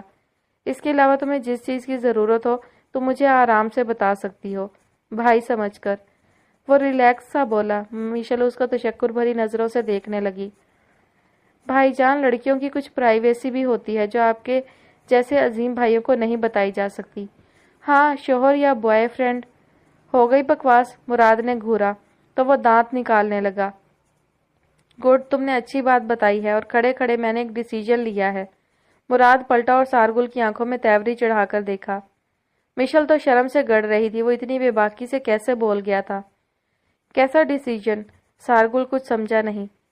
وہ یہ کہ میں مشل کو حویلی لے کر جا رہا ہوں، وہاں یہ زیادہ محفوظ بھی رہے گی اور سارے مسئلے بھی حل ہو جائیں گے۔ مراد نے کہا تو سارگل ہنسنے لگا۔ اوکے، تو تم یہ کام کرو اور میں پوری حویلی سمیت تمہاری اس کچھ لگتی سلگتی اینجلین کو بتا دوں گا کہ یہ تمہاری گرل فرینڈ ہے۔ سب سے پہلے تو ماویہ انکل تمہیں ختم کریں گے بیٹا، اور پھر رفتہ رفتہ سب، اور اینجلین بلاسٹ بھی کر سکتی ہے تم پر۔ اچھا چھوڑو سب کو، پاک پارسا مراد خان کی امیج۔ وہ طنزیہ ہنسا، جبکہ مراد کا دل کیا اس کا منہ توڑ دے۔ بیٹے وکیلوں سے وکیلی نہیں کرتے، واٹ ایور، تم میرے حوالے کیوں نہیں کر دیتے؟ وہ سراسر اس کو چڑھا رہا تھا۔ مراد برداشت کے سوا کچھ نہیں کر سکتا تھا، کیونکہ وہ جانتا تھا یہ کمینہ انسان اس کا دوست تھا، بھائی تھا۔ باہر چلو تم، مراد نے اس کا ہاتھ تھاما، جبکہ سارگل نے غور سے مشل کو دیکھا۔ وہ ڈری سہمی نظروں سے اس کی طرف دیکھ رہی تھی۔ سارگل نے اس کو آنکھوں سے گھوری لگائی تو وہ گھبرا گئی۔ اسے کافی مزہ آیا۔ پھر ملتے ہیں قریب سے محترمہ۔ جاتے جاتے بھی وہ شگوفہ چھوڑ گیا تھا۔ مراد نے اس کو باہر دھکا دیا تو سارگل کا قہقہا گونج اٹھا۔ ٹیک کیئر، پریشان مت ہونا، مراد اپنی طرف سے اسے آخری تسلی دے گیا تھا۔ مشل نے جلدی سے آگے بڑھ کر تالا لگایا۔ سارگل کی بات سوچ کر اس پر گھڑوں پانی پڑا تھا۔ وہ کافی دیر سے اپنی کتابوں میں بری طرح مگن تھا۔ آج اسے پرنسپل نے اپنے ایک ریلیٹیوز کے بارے میں بتایا تھا جو ڈپٹی کمشنر تھا، اور وہ داؤد کو اس کی منزل تک لے جا سکتا تھا۔ داؤد اول تو پرنسپل کی ان مہربانیوں پر حیران رہ گیا۔ آخر یہ کیا گیم تھی؟ پہلے بنا کسی حوالے کے اسے جاب پر ہائر کر لیا، پھر گاڑی کو چھوڑ کر اسے تمام فیسلٹیز دی، اور اب اس کے ہلکے پھلکے سے ذکر پر اسے ایک راستہ دکھایا جہاں سے وہ اپنی منزل قریب سے دیکھ سکتا تھا۔ کچھ ہی وقت میں اس کے پیپرز ہو جاتے تو اسے یقین تھا کہ وہ اس بار کلیئر کر لے گا۔ اب تک پرنسپل کی مہربانی اس کی سمجھ سے باہر تھی۔ بہرحال اس نے تمام سوچوں کو پسے پشت ڈالا اور پھر سے اپنا کام کرنے لگا کہ اینا میڈم دندناتی ہوئی اس کی سوچوں میں آ گئی۔ وہ سوچنے لگا کیسے اس کا رنگ فک ہو گیا تھا جب اس نے اپنے بھونڈے سے طریقے سے اظہار کیا کہ وہ اسے اچھی لگتی ہے۔ یار داؤد، تمہیں تو کچھ بھی نہیں آتا، لڑکی کو ایسے کون بتاتا ہے جیسے پیچھے ٹرین لگی ہو۔ وہ خود سے باتیں کرنے لگا، اور ابھی کچھ دیر پہلے ہی بارش ہوئی تھی اور فضا خوشگوار تھی۔ تبھی اس کے والد محترم نے پنکھے میں رہنے کا فیصلہ کیا تھا اور وہ بغیر بحث کے چھت پر آ گیا تھا، مگر اینا اسے پڑھنے نہیں دے رہی تھی۔ وہ پڑھتا بھی کیسے؟ اس کی خوبصورت آنکھیں، نازک کانپتے ہونٹ اور ڈرا سہما انداز۔ وہ مسکرا دیا۔ بیوٹی، اس نے ایک لفظ میں بات ختم کی اور اب سنجیدگی سے پڑھنے لگا۔ کوئی فائدہ نہیں ہے، جب اچھی نوکری مل گئی ہے تو توجہ سے اپنی نوکری کرو، شادی کرو۔ ماز کی آواز پر اس نے سر اٹھایا۔ اور کس سے کروں شادی میں؟ اس نے ہینڈ فری جو ایک کان میں لگائی ہوئی تھی ہٹائی۔ शाबाश बेटे, अच्छा तरीका है पढ़ने का। माज ने उसको घूरा कि वो गाने सुन रहा था। दाऊद कुछ नहीं बोला जबकि माज उसके सामने चेयर पर बैठ गया। फिजा अच्छी लड़की है, घर की बच्ची है और मैंने उसको तुम्हारे लिए सोचा हुआ है, माज ने उसको आगाह किया। ब्रेवो, उसने नागवारी से कहा। माज को बुरा लगा। इस घर की बच्ची के लिए मैं रह गया हूँ, उसने पेन पटकते हुए कहा। दाऊद तमीज से, माज ने उंगली उठाई। नहीं, मुझे एक बात बता दें, अपने फैसले थोपने के अलावा आपको क्या आता है? और वो भी सिर्फ मुझ पर अपने फैसले थोपते हैं, किस लिए? वह अचानक ही हाइपर हो गया था। माज ने अपने 28 साला बेटे को देखा जो कभी किसी के काबू में नहीं आया था। माँ बाप के फैसले ही बेहतरीन फैसले होते हैं, समझे तुम, वरना इंसान ख्वार ही होता है। उसने भी उठते हुए उसकी आंखों में देखा। मैं अपने फैसले खुद ले सकता हूँ और शादी मुझे नहीं करनी, वो भी फिजा से सवाल ही पैदा नहीं हो सकता। वो गुस्से से बोला। चलो ठीक है, मैं भी देखता हूँ तुम क्या कर लोगे, करनी तो तुम्हें फिजा से ही है शादी। और ये आखिरी बात है दाऊद अहमद, इससे आगे या पीछे एक लफ्ज भी नहीं, दो टोक लहजे में उसने कहा जबकि दाऊद दहाड़ा था। ये क्या तमाशा है? वो सीढ़ियों से नीचे उतरा, माज भी नीचे आया जबकि फिजा सीढ़ियों के पास खड़ी थी, सब सुन चुकी थी। मम्मा क्या मसला है इनके साथ, पूछ लें इनसे। उसने अबीर की तरफ देखा जबकि अबीर ने माज की जानिब। दाऊद क्या मसला है, आराम से बात करें, उसने कहा तो वो जो आपे से बाहर हो रहा था एकदम बोला। मैं फिलहाल तो किसी से शादी नहीं करना चाहता और फिजा से नामुमकिन है, बता दें आप इनको वरना ये घर छोड़ दूंगा मैं। वो बोला, ये जाने बगैर कि किसी का दिल किस तरह वो तोड़ रहा था। ये नहीं था उसे दाऊद में दिलचस्पी थी, मगर वो उसकी बेइज्जती कर रहा था। माज ने फिजा की नम आंखें देखी तो वो गुस्से से दाऊद की तरफ बढ़ा जबकि दाऊद वहां से निकल गया। अबीर मुंह खोले दोनों की तरफ देखती रह गई। ऐसी औलाद को जन्म देने से बेहतर था तुम मुझे औलाद ही ना देती। माज, अबीर की आवाज कांप उठी, समझा दो अपने बेटे को, जब तक फिजा से माफी नहीं मांगेगा इस घर में नहीं आएगा। माज बुलंद आवाज में बोला और अपने रूम में चला गया जबकि अबीर मुंह खोले खड़ी थी। फिजा चुपचाप वहां से निकल गई। अजीब तमाशा है, अजीब ड्रामेबाजी है, जिंदगी मेरी है, फैसले इनके चलेंगे। चलो अच्छा सपना देखा है मेरे वालिद ने भी। वो रोड पर चलता कुड़ रहा था। सड़क सुनसान थी, बारिश के बायस जगह जगह पानी के छोटे छोटे तालाब बने हुए थे जिनसे बचता वो फुटपाथ पर चले जा रहा था। उसने गुस्से से फोन निकाला और बगैर सोचे समझे उसने अपनी प्राइवेट लिस्ट में मौजूद एक ही नंबर को डायल किया। बेल जा रही थी मगर फोन पिक नहीं हुआ। उसके गुस्से का ग्राफ बढ़ने लगा मगर ढिठाई से बार बार वो नंबर मिलाता रहा, ये देखे बगैर कि रात के 2 बज रहे हैं। फिर आखिर फोन उठा लिया गया। किसी की नाजुक मगर चिड़चिड़ी सी आवाज फोन पर उभरी। कौन है? नींदों में वो बस इतना ही बोली। दाऊद अहमद, उसने संजीदगी से कहा जबकि ऐना ऐसे उठी जैसे उसे करंट लगा हो, जबकि मोबाइल भी उसके हाथ से छूट गया। बात सुनो मेरी, उसकी आवाज दोबारा एयरपीस में उभरी। ऐना जो उसी को सोचते सोचते सोई थी, उसे ये ख्वाब ही लगा। अगर तुमने मुझसे बात ना की तो तुम मुझे अभी जानती नहीं हो, तुम्हारे घर भी पहुंच सकता हूँ, उसने धमकी दी जबकि ऐना होश में आई। वो हैरान थी, उसके पास उसका नंबर भी था। आप मुझे क्यों तंग कर रहे हैं? बिल आखिर वो घबराती हुई बोली। लो, मैंने अभी तंग कब किया? तुम जानती भी हो तंग किसे कहते हैं। दाऊद ने आंखें घुमाई। ऐना के हाथ पांव कांप उठे। खैर बात करो मुझसे, उसने ऐसे कहा जैसे वो तो हमेशा से एक दूसरे से बात करते आए हैं। ऐना के पल्ले यह आदमी बिल्कुल नहीं पड़ा। मैं आपसे क्या बात करूं, उसने कुछ झिझकते हुए कहा। अजीब सा एहसास था मगर डर भी था। कोई भी, कुछ भी। दाऊद का लहजा धीमा हुआ जबकि उसने पेड़ से टेक लगा ली थी। मैं बंद कर रही हूँ। काफी अच्छी बात थी, इसके अलावा कोई बात करो, उसने आराम से कहा। ऐना तो उंगलियां दांतों से काटने लगी। दिल की धड़कन इतनी तेज थी कि उसे कानों में सुनाई दे रही थी। दाऊद कुछ देर उसकी खामोशी सुनता रहा। तेज हवा, रात की तन्हाई, मनपसंद शख्स, सुनसान सड़क और झूमते दरख्त। वो असाबी तौर पर पुरसकून हो गया। सरूर सा पूरे वजूद में दौड़ा। तुम्हारे साथ और कौन है? बिलाखिर दाऊद ही बोला। ऐना को लगा वो आज अपनी सारी उंगलियां खा जाएगी। कोई भी नहीं, उसने बताया। उसे खुद पर हैरत हुई कि वो कह जरूर रही थी मगर फोन बंद नहीं किया, जबकि दिल था कि संभलने के लिए तैयार नहीं था। गुड, अच्छी बात है, किसी के साथ सोना भी नहीं चाहिए तुम्हें, उसने कहा जबकि ऐना कुछ नहीं बोली। ओ, मुझे याद आया, कल तुम भाग गई थी, मेरी बात क्यों नहीं मानती तुम? वो जरा अकड़ कर बोला। اینا نے ایک نظر اسکرین کی جانب دیکھا، اسے سمجھ نہیں آیا کیا جواب دے۔ مجھے گھر جانا تھا، میں چلی گئی پھر، وہ مدھم آواز میں بولی۔ حالانکہ میں تمہیں کہہ کر گیا تھا نہیں جانا۔ وہ اپنی بات پر قائم تھا۔ اینا کچھ نہیں بولی۔ سونا ہے مجھے، بس اتنا ہی کہا۔ اتنی حسین رات میں کون سوتا ہے؟ داؤد نے شانے اچکائے۔ مطلب؟ وہ اچانک جلدی سے بولی۔ اسے حسین رات کی کچھ سمجھ نہیں آئی۔ داؤد نے سانس کھینچا۔ اچھا ایک کام کرو۔ اس کی آنکھوں میں شرارت ناچ اٹھی۔ جی، وہ کچھ اٹک کر بولی۔ تمہارے پاس پلو ہے؟ اس نے پوچھا۔ اینا نے اپنے گرد تکیوں کی جانب دیکھا۔ جی، اس نے جواب دیا۔ اوکے، ان میں سے کسی بھی ایک تکیوں کو زور سے ہگ کر کے جلدی سے سو جاؤ۔ کم آن فاسٹ، اور یاد رکھنا تمہارے دماغ میں میرے علاوہ اور کوئی نہ ہو۔ تم تکیے کی جگہ مجھے تصور کرو، اس نے کہا۔ اینا کو لگا اس کی ہتھیلی سے پسینے پھوٹ اٹھے ہوں۔ اس نے جلدی سے موبائل بند کر دیا اور تکیوں کی جانب دیکھا تو اسے ڈھیروں شرم آئی۔ خود پر حیرت بھی ہوئی۔ وہ مسکرا رہی تھی، جبکہ دوسری طرف داؤد کا منہ بنا۔ سلی گرل، اس نے کہا اور گھر جانے کا سوچا۔ گھر کے قریب آ کر اس نے دروازہ پش کیا تو اسے اپنے باپ کی کارروائی منہ چڑھاتی دکھی۔ دروازہ بند تھا۔ اس کا بس نہیں چلا کہ وہ دروازہ ہی توڑ ڈالے۔ اس نے دروازہ بجایا۔ تمام خوشگوار موڈ غارت ہو گیا۔ کچھ ہی دیر میں دروازہ کھل گیا، جبکہ اس کا ارادہ تھا دروازہ اتنی زور سے بجائے کہ معاذ صاحب خود دروازے پر تشریف لائیں۔ دروازہ فضا نے کھولا تھا۔ اس نے فضا کو دیکھا اور دروازہ بند کیا۔ تم کیوں جاگ رہی ہو؟ داؤد نے نارملی پوچھا۔ ایسے ہی، فضا نے کہا اور اندر جانے لگی۔ رکو، داؤد نے پکارا تو وہ رک گئی۔ سوری کہنا پڑے گا مجھے تمہیں، وہ ذرا الجھ کر بولا۔ اس کا انداز ایسا ہی تھا کہ فضا کو ہنسی آئی۔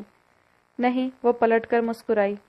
ایکچولی یار، میں نے تمہارے بارے میں کبھی ایسا نہیں سوچا۔ داؤد نارمل ہو گیا۔ میں نے بھی، فضا نے بھی کہا۔ یہ تو اچھا ہو گیا، اب دیکھتی جاؤ تمہارے ماما کے ساتھ کرتا کیا ہوں میں۔ وہ ہنسا اور ایگل کے پنجرے کے پاس آ گیا۔ آپ کے فادر ہیں وہ داؤد؟ فضا کو برا لگا تھا اس کا انداز۔ ہاں، وہ تو مجھے پتا ہے، اس میں نئی بات کیا ہے؟ اس نے شانے اچکائے تو فضا نفی میں سر ہلا کر رہ گئی۔ کچھ نہیں ہو سکتا تھا اس کا۔ صبح وہ وقت سے پہلے ہی اٹھ چکا تھا۔ ابیر تو اس کی طرف دیکھ کر حیران رہ گئی، جو رف سے ٹراؤزر شرٹ میں اپنی فیورٹ چیز کے سامنے بیٹھا تھا۔ آج جلدی اٹھ گئے؟ ابیر نے اس کے گھنے بالوں میں ہاتھ پھیرا۔ آپ کے گھر کی شاندار چھت پر دھوپ جلدی آ گئی تھی، اٹھنا ہی تھا پھر میں نے۔ اس نے ہمیشہ کی طرح طنز کا تیر اچھالا۔ داؤد، ابیر اس کے ساتھ ہی بیٹھ گئی۔ وہ بغیر رسپانس کے ایگل کے سر پر ہاتھ پھیرتا رہا۔ بچے نہیں ہو داؤد، کیوں ضد کرتے ہو؟ اتنے بڑے ہو گئے ہو پھر بھی ہر بات پر اڑ جاتے ہو، ضد لگا لیتے ہو، برا بھلا کہتے ہو، یہ جانے بغیر کہ کسی کا دل ٹوٹ جائے۔ وہ تحمل سے سمجھانے لگی۔ اگر تو آپ فضا کے دل کی بات کر رہی ہیں تو اس کے دل میں دور دور تک بھی نہیں ہوں، اور دوسرا اگر ہوتا بھی تو یہ میرا کنسرن نہیں تھا مام۔ آپ کا شوہر، صرف آپ کا شوہر مجھے بدتمیزی پر اکساتا ہے۔ وہ تیوری چڑھائے بولا۔ باپ ہیں وہ آپ کے، ابیر نے ٹوکا۔ تو کبھی باپ بننا پسند کیا انہوں نے؟ کبھی بھی۔ وہ بچپن سے مجھ سے اسی طرح کرتے ہیں، اور جس دور میں مجھے ان کی ضرورت تھی میں اس دور سے نکل آیا ہوں۔ اب مجھے ان کی ضرورت نہیں، اس نے صاف جواب دیا۔ ٹھیک ہے، مجھے پتا ہے معاذ غلط ہے، تو کبھی آپ نے ڈھلنے کی کوشش کی؟ آپ نے یہ سوچا اگر بابا کو میرا یہ سن گلاسز پہننا نہیں پسند تو میں نہیں پہنتا؟ اس نے کہا تو داؤد اس کی صورت تکنے لگا۔ کل کو آپ کے شوہر کہہ دے مجھے تمہاری شکل نہیں پسند اور میں مان لوں گا یہ بات پھر؟ وہ بولا تو اس کے اعصاب کھینچنے لگے۔ وہ کمرہ دیکھ رہی ہیں آپ؟ وہیں سے نکل کر آئی ہیں نا؟ ساری رات بیٹا کہاں تھا، انہیں اس چیز کا احساس ہوا؟ وہ مان چکے ہیں، میں اب ان کے اختیار میں نہیں ہوں، تو آپ بھی مان لیں، اور پلیز اب ہم یہ موضوع نہیں چھیڑیں گے۔ آپ مجھے زبردست سا ناشتہ دیں، کالج جانا ہے، اس نے کہا اور ہاتھ چھڑاتا اٹھا۔ اسی دوران وہ ایگل کو بند کر چکا تھا۔ ابیر بھی اٹھی۔ داؤد احمد، اس نے پکارا۔ پکار میں مسکراہٹ تھی۔ داؤد بھی مسکرایا۔ یس مدر، وہ اس کے نزدیک آیا۔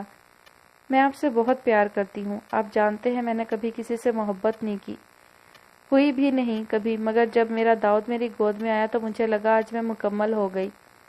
وہ چاہت سے اس کی پیشانی سے بال ہٹانے لگی۔ داؤد نے اس کا ہاتھ چوم کر تھام لیا۔ آپ کی وجہ سے تو آپ کے شوہر کو برداشت کرتا ہوں، اس نے کہا تو ابیر نے آنکھیں دکھائیں، جبکہ وہ ہنسا۔ آپ ناشتہ ریڈی کریں، میں آتا ہوں، کہہ کر وہ وہاں سے چلا گیا، جبکہ ابیر بھی مسکرا کر کچن میں آ گئی۔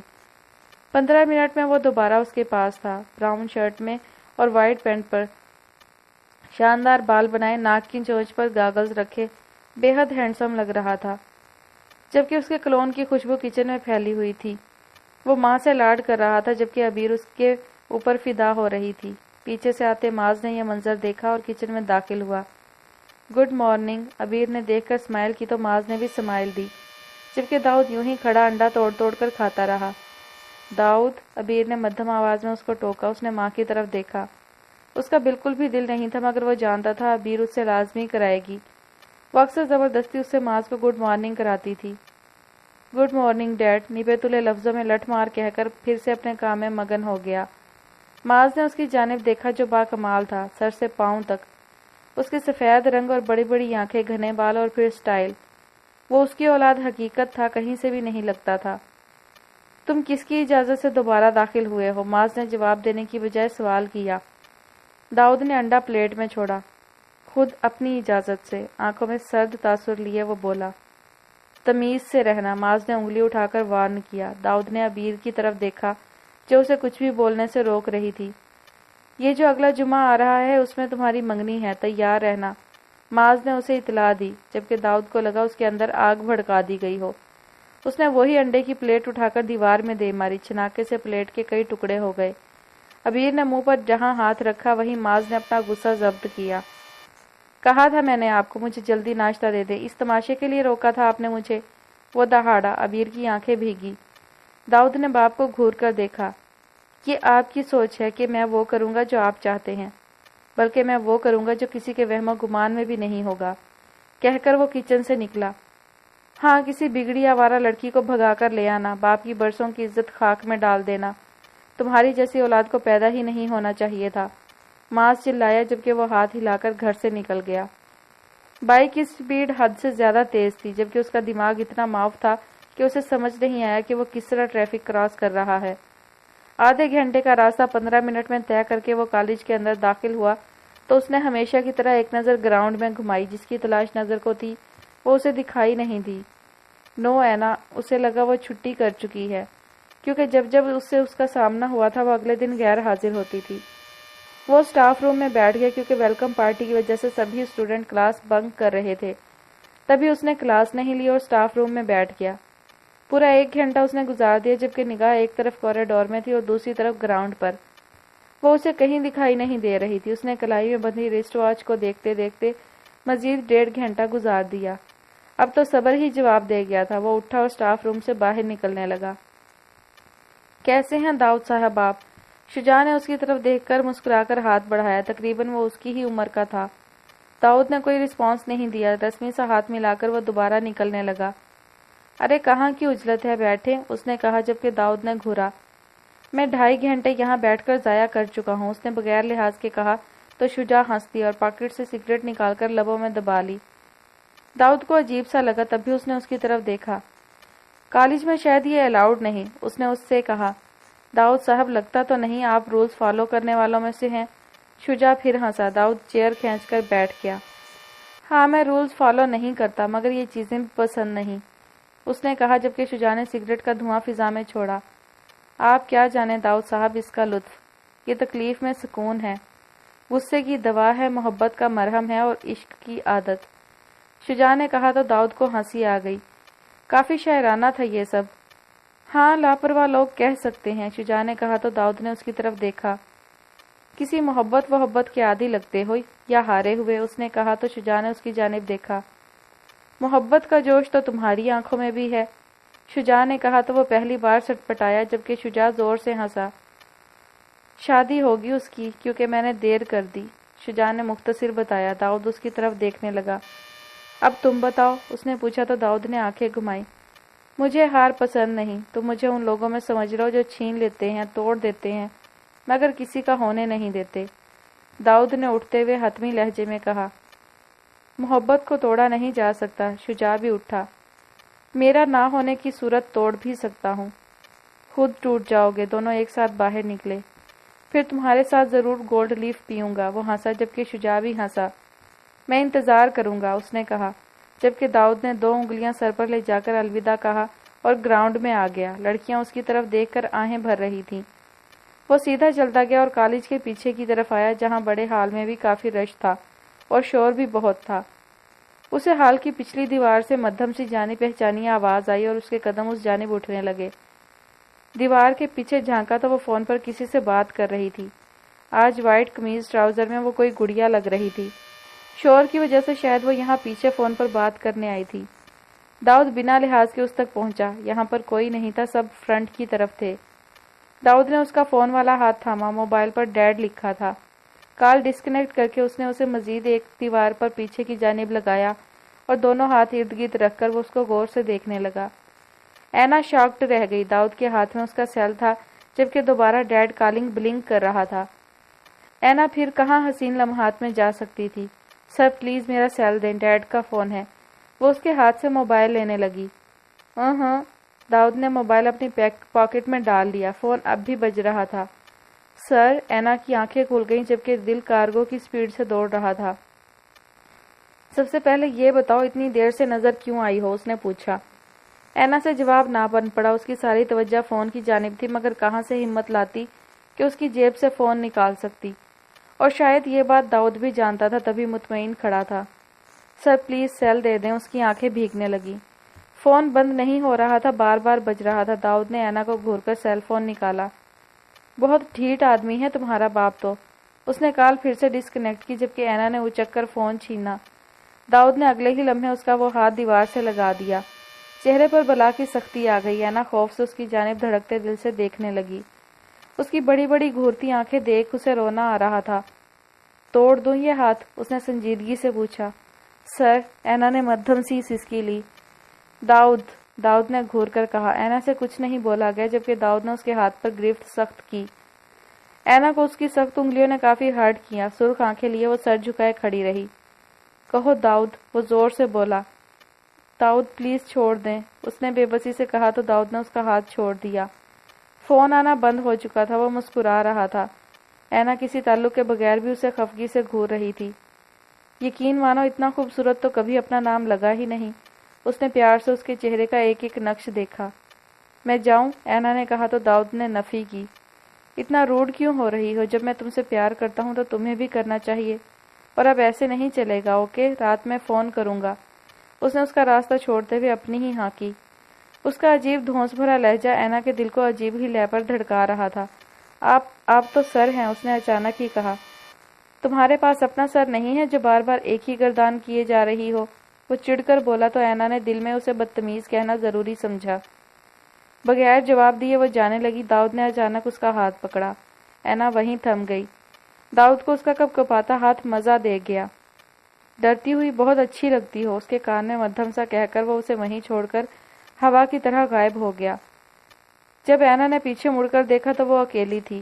چہرے پر دلنشیں مسکراہٹ، اس کی چال میں مستی سی بھر گئی۔ مس فضا، آپ کا ہر کام اتنی سستی لیے ہوئے کیوں ہوتا ہے؟ مراد نے چڑھ کر کہا۔ فضا دل ہی دل میں کھل کر ہنسی تھی۔ آخر کوئی اس آدمی کو وہ اچھی طرح زچ کر دینا چاہتی تھی۔ وہ سر جھکائے کھڑی رہی۔ اب بت بنی کیا کھڑی ہیں، جائیں کافی لائیں، اس نے کہا تو فضا کا دل کیا جتنی وہ کافی پیتا ہے کاش وہ کالا سیاہ ہو جائے، جل جائے اس کا رنگ، مگر افسوس وہ اتنا ہی گورا تھا۔ وہ اسے گھور کر ابھی باہر نکلتی کسی اندر آتی لڑکی سے بری طرح ٹکرائی۔ اوہ، اس لڑکی نے بڑی نزاکت سے کہا۔ آئی ایم سوری، لڑکی نے معذرت کی۔ فضا نے اس کو گھورا۔ اٹس اوکے، بادل نخواستہ کہہ کر وہ باہر نکل گئی، جبکہ انجلین مسکراتی ہوئی مراد کی طرف بڑھی۔ کیسے ہو؟ اس نے کہا۔ میں ٹھیک، تم کیسی ہو؟ پاکستان کب آئی؟ مراد نے پوچھا، جبکہ وہ دونوں ہی نہیں جانتے تھے کہ باہر فضا ان دونوں کو آگ بھری نظروں سے دیکھ رہی تھی گلاس ونڈو سے۔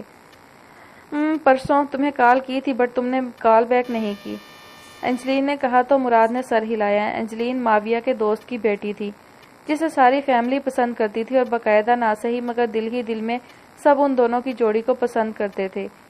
کیا پیو گی؟ مراد نے پوچھا۔ جو تم پیو گے، انجلین نے ہنس کر کہا تو مراد بھی ہنس دیا۔ اس نے فون اٹھایا۔ مس فضا 2 کپ بلیک کافی، اس نے آرڈر دیا۔ غلام لگی ہوں اس کی میں، آفس کا کام لینے کی بجائے ذاتی کام کراتا ہے۔ اس نے دانت پیسے اور اٹھا پٹک کے ساتھ شاندار بلیک کافی لے کر وہ روم میں داخل ہوئی تو وہ دونوں ایسے ہنس رہے تھے جیسے بہت لطیفے سن رہے ہوں۔ اس نے پہلے مراد کے آگے کافی رکھی پھر انجلین کے آگے۔ کیا نام ہے تمہارا؟ انجلین نے مسکرا کر پوچھا۔ فضا نے پہلے مراد کی طرف اور پھر انجلین کی طرف دیکھا۔ فضا ایک لفظی جواب دے کر وہ مڑی۔ تمہارا سٹاف بہت خوبصورت ہے مراد، انجلین نے مسکرا کر کافی کا گھونٹ بھرا تو اسے اچھو لگ گیا۔ بلا کی کڑوی تھی بلیک کافی۔ فضا کو دکھ ہوا، وہ تو ایک اچھی لڑکی تھی، بلا وجہ اس نے اسے اتنا کڑوا کالا پانی پلا دیا۔ اپس، آپ یہ لے لیں، اس نے شرمندگی مٹانے کو ٹیشو آگے کیا۔ او تھینک یو، اس نے کہا، مگر تمہیں بلیک کافی بنانی نہیں آتی، اس نے کہا تو فضا کو رج کر شرمندگی ہوئی۔ مراد یہ سب تماشا دیکھ رہا تھا۔ ایکسکیوز می، انجلین نے کہا کیونکہ کافی اس کے کپڑوں پر گیری تھی۔ مراد نے سر ہلایا اور انجلین اٹھ کر واش روم چلی گئی جبکہ فضا نے دبے پاؤں نکلنا چاہا۔ ویٹ، مراد کہاں اسے چھوڑنے والا تھا۔ فضا نے اپنا حلق تر کیا۔ یہ کافی اٹھاؤ، پیو اسے، اس نے اپنا کپ فضا کے آگے کیا۔ سوری بٹ میں بلیک کافی نہیں پیتی، اس نے تحمل سے ہمت کر کے جواب دیا۔ مس فضا، ایسی کافی تو شاید کوئی بھی نہیں پیتا، اس نے گھور کر کہا۔ فضا کا سر شرمندگی سے جھک گیا، تبھی انجلین باہر آ گئی۔ آپ سے میں بعد میں اچھے سے پوچھوں گا، جا سکتی ہیں آپ، اس نے کہا تو انجلین بھی ان کے قریب آ گئی۔ فضا کی آنکھیں بھیگ گئی، کیا ضرورت تھی اسے اس اوور ایکٹنگ کی، اب تو پکا اس کی نوکری گئی۔ وہ خاموشی سے نکلنے لگی کہ انجلین نے روک لیا۔ تم میں یہ بہت بری عادت ہے مراد، خوبصورت لڑکیوں کا دل توڑ دیتے ہو، اس نے منہ بنا کر کہا تو جن نظروں سے فضا نے مراد کو دیکھا اس کے دل میں عجیب سی حرکت ہوئی، مگر اگلے ہی لمحے وہ سختی سے جھٹک گیا۔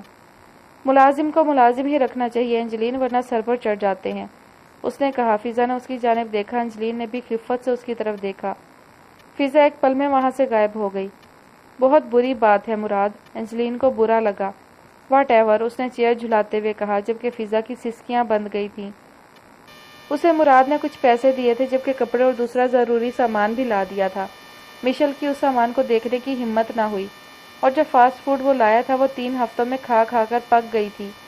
تبھی تھوڑی سی ہمت کر کے اس نے مین ڈور کھولا، باہر جھانکا، کوئی نہیں تھا۔ دوپٹے کو سختی سے تھام کر اس نے سیڑھیوں سے نیچے دیکھا، وہاں بھی کوئی نہیں تھا۔ اس کے چھوٹے سے ذہن کو لگا کہ اب وہاں کوئی نہیں ہے، تبھی وہ سیڑھیوں سے نیچے اتری اور بغیر سارگل کے کیبن کی طرف دیکھے وہ جلدی سے باہر نکل گئی۔ مگر شکاری اسے دیکھ چکا تھا اور اپنی شیطانیت بھرا پلان بھی بنا چکا تھا۔ کیبن کھول کر وہ سیڑھیاں چڑھ گیا۔ 20-25 منٹ بعد وہ دوبارہ جلدی سے سیڑھیاں چڑھ گئی۔ اسے خوشی ہوئی تھی، وہ خود اپنے لیے کھانے پینے کا سامان لائی تھی، جبکہ سارگل کی نگاہ سے بھی بچ گئی تھی۔ فلیٹ میں داخل ہو کر اس نے دروازہ اچھی طرح لاک کیا اور وہ مڑی کے سامنے وہ سکون سے صوفے پر بیٹھا تھا، جوتا جھلاتے ہوئے۔ وہ دل جلا دینے والی مسکراہٹ اس کی طرف اچھال کر ہاتھ ویو کر رہا تھا۔ کیسی ہو بلبل، آج تو خود پھنس گئی، وہ ہنسا۔ نہ جانے کیا بات تھی اس کی گرے آنکھوں میں، مشل کو اس وقت اس سے خوف محسوس نہیں ہوا۔ وہ یوں ہی کھڑی اس کی شخصیت کے سحر میں کھوئی رہی۔ سارگل نے اس کی جانب دیکھا، وہ تو اسے ڈرا ڈرا کر ختم کرنے کا ارادہ کر چکا تھا۔ وہ اپنی جگہ سے اٹھا اور اس کی آنکھ کے آگے چٹکی بجائی۔ ہیلو میڈم، سو گئی ہو کیا؟ وہ بولا تو مشل ہوش میں آئی اور اتنی زور سے چیخی کہ سارگل بھی بری طرح ڈرا۔ آپ یہاں کیوں آئے ہیں؟ جائیں یہاں سے، وہ اس سے دور بھاگی۔ سارگل نے غور سے اس کی طرف دیکھا۔ وہ ان چند دنوں میں مزید پیاری ہو گئی تھی، اوپر سے کپڑے بھی اچھے پہنے ہوئے تھے۔ اس پر ایک بار پھر وہی بھوت سوار ہوا، جبکہ وہ اس ارادے سے اس کے پاس نہیں آیا تھا۔ تو تم نے اتنے دنوں میں کیا سوچا؟ تمہیں میری ڈیل منظور نہیں؟ اس نے اپنے سے کافی دور کھڑی مشل کی جانب دیکھ کر کہا۔ بہت گندے انسان ہیں آپ، مشل کو رونا آیا۔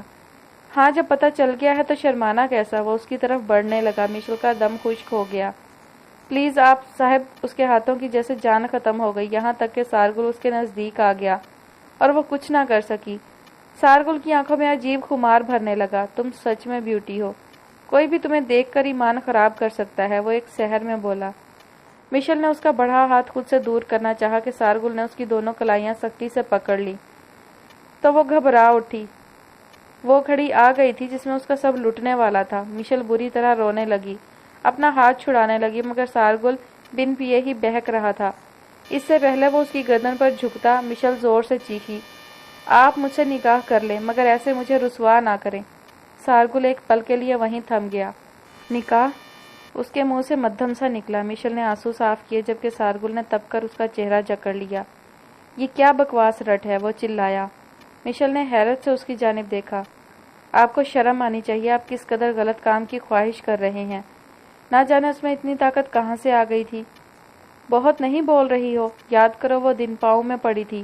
سارگل نے اس کا منہ جکڑا جبکہ اس کے تن سے دوپٹہ جدا کیا۔ مشل کا دم خشک ہو گیا۔ سارگل کا اپنی جانب بڑھتا ہاتھ جو اس کی آبرو سے چھین لیتا، اس ہاتھ پر اچانک ہی مشل نے اپنے دانت گاڑے اور اس شدت سے کہ اسے صرف اپنی عزت کی پرواہ تھی۔ سارگل اس سے دور ہوا اور اپنا ہاتھ جھٹکنے لگا۔ اس کے ہاتھ پر سرخ دانتوں کے نشان تھے، جبکہ اسے کافی تکلیف ہوئی تھی۔ مشل دروازے کی طرف دوڑی۔ دوپٹے کو اس نے سختی سے جکڑا تھا، جبکہ آنکھوں میں لاتعداد آنسو تھے۔ دروازہ بوکھلاہٹ میں اس سے کھل ہی نہیں رہا تھا، تبھی وہ دروازہ بجانے لگی، جبکہ سارگل دانت بھینچے اس کی طرف بڑھنے لگا۔ ٹھیک ہے، میں تم سے نکاح کروں گا۔ سارگل کی آواز پر اس کے دروازہ پیٹتے ہاتھ رک گئے۔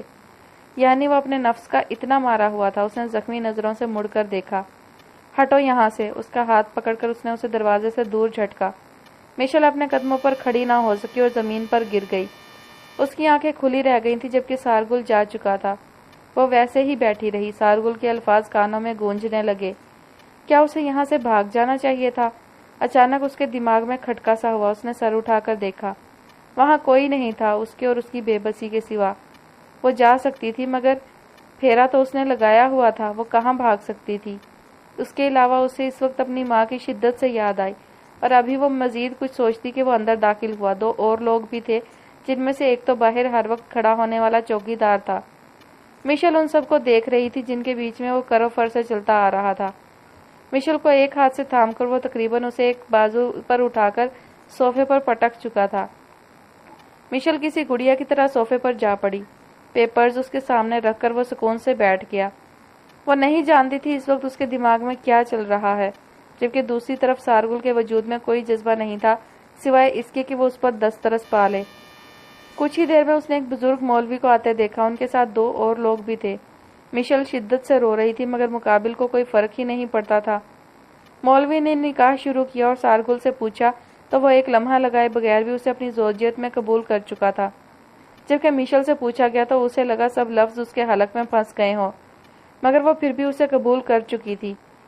بیٹا، لڑکی پر زبردستی کر کے نکاح میں نہیں لیا جاتا۔ مولوی صاحب اٹھتے ہوئے سارگل کو دیکھ کر بولے، انکل جی، اس کی زبان کو پکڑ کر تو قبول ہے نہیں کہلوایا، اور ویسے بھی ہماری لو میرج ہے۔ اس نے شانے اچکائے۔ گھر سے بھگایا ہے میں نے۔ اٹھتے ہوئے مولوی کی آنکھوں میں گھورتے وہ اپنی ہی ہانکے گیا کہ مولوی اس سے 2 قدم دور ہوا۔ چلتا ہوں، وہ بولا اور جلدی سے اپنا رجسٹر اٹھا کر وہاں سے فرار ہوا کہ باقی لوگ بھی وہاں سے نکلے۔ مشل نے سارگل کی پشت کی جانب دیکھا۔ وہ اس سے پہلے کہ وہ اس کی طرف مڑتا اس کا فون بجنے لگا۔ مشل کے لیے یہ لمحہ شکر کا تھا۔ وہ دبے پاؤں اٹھی اور بھاگ کر سامنے کمرے میں بند ہو جانا چاہتی تھی کہ سخت گرفت میں اس کا ہاتھ جکڑا گیا۔ دل تھا کہ اس ہاتھ کی ہدف میں ہی ٹھہر گیا۔ میرے آج کے سب امپورٹنٹ کالز کو آف کر دو۔ ہلکی سی جنبش اس کی سخت انگلیوں کی جو وہ اپنی نازک کلائی پر محسوس کر سکتی تھی، اس کے ساتھ ہی اسے یہ الفاظ بھی سنائی دیے۔ مشل کو لگا اس کا دل ان انگلیوں کی حرکت میں ہی دھڑک رہا ہے۔ سارگل نے کال ڈسکنیکٹ کی اور جھٹکے سے اسے اپنی جانب کھینچ لیا کہ وہ ٹوٹی ڈال کی طرح اس کے وجود کا حصہ بنی۔ مشل کے لیے یہ سب ناقابل برداشت سا تھا کہ اس کی انگلیاں اب اس کی کمر پر حرکت کر رہی تھی۔ چھوڑے مجھے، وہ بوکھلا کر بولی۔ سارگل، جس کی آنکھوں میں ہی عجیب خمار تھا، ماتھے پر بل ڈال کر اس کی جانب دیکھنے لگا۔ مجھ سے دور رہے، مجھے نہیں سمجھ آ رہا آپ کیا چاہتے ہیں، وہ اڑے رنگ کے ساتھ بولی۔ تو میں نے تم سے نکاح جھک مارنے کے لیے کیا تھا؟ تمہاری محبت میں مفلوج ہو گیا تھا کیا؟ یہ میرے سر پر تمہارے عشق کا بھوت پڑا تھا؟ اچانک ہی وہ غصے سے بولا۔ جو میں چاہتا ہوں وہ کرنے دو، اور ایک بات، تم سے نکاح کی وجہ تم بخوبی جانتی ہو۔ مراد یہاں آتا رہے گا، غلطی سے بھی تم نے اسے یہ بات بتائی تو میں تمہارا وہ حشر کروں گا، یاد رکھو گی۔ مشل کو صوفے پر دھکیل کر وہ اس پر حاوی ہوتا بولا۔ مشل کو لگا اس کا دم گھٹ جائے گا۔ اس کی باتیں اسے مزید خوفزدہ کر رہی تھی۔ اس نے اسے دور ہونے کی پھر سے کوشش کی، مگر سارگل کو شاید منظور نہیں تھا۔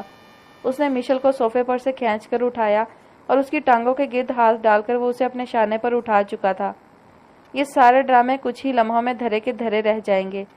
وہ بولتا اسے کمرے میں لے آیا اور بیڈ پر پھینک کر سارگل خان ایک معمولی سی لڑکی پر اپنی عجب دیوانگی لٹانے لگا، جس میں محبت نہیں تھی، انسیت نہیں تھی۔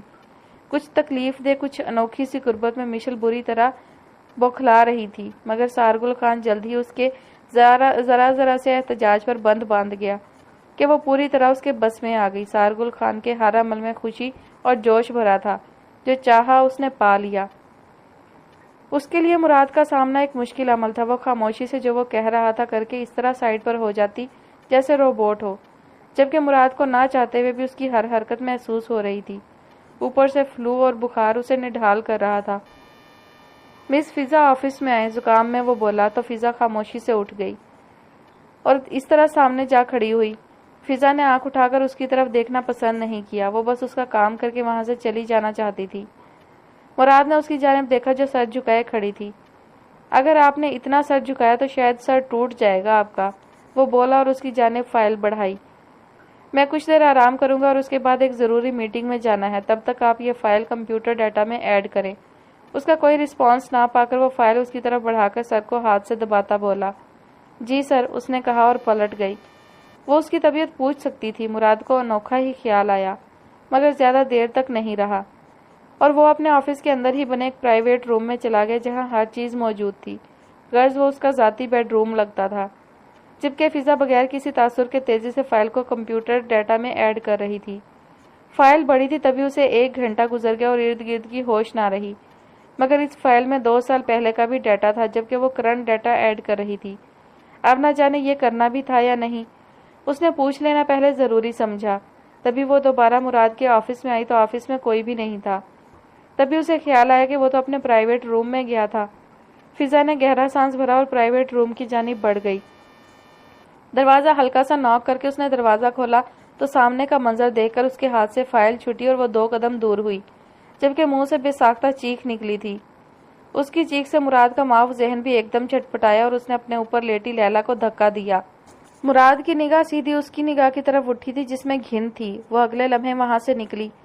خوف سے اس کی آنکھوں میں آنسو آ گئے تھے۔ وہ اسے ایک بدتمیز انسان ضرور سمجھتی تھی، مگر اتنا نیچ نہیں کہ وہ اپنی ہی سیکریٹری کے ساتھ رنگ رلیاں مناتا پھرے۔ وہ جیسے ہی دروازے پر سے ہٹی، مراد نے لیلا کی جانب دیکھا۔ کیا کر رہی تھی تم یہاں؟ وہ دہاڑا۔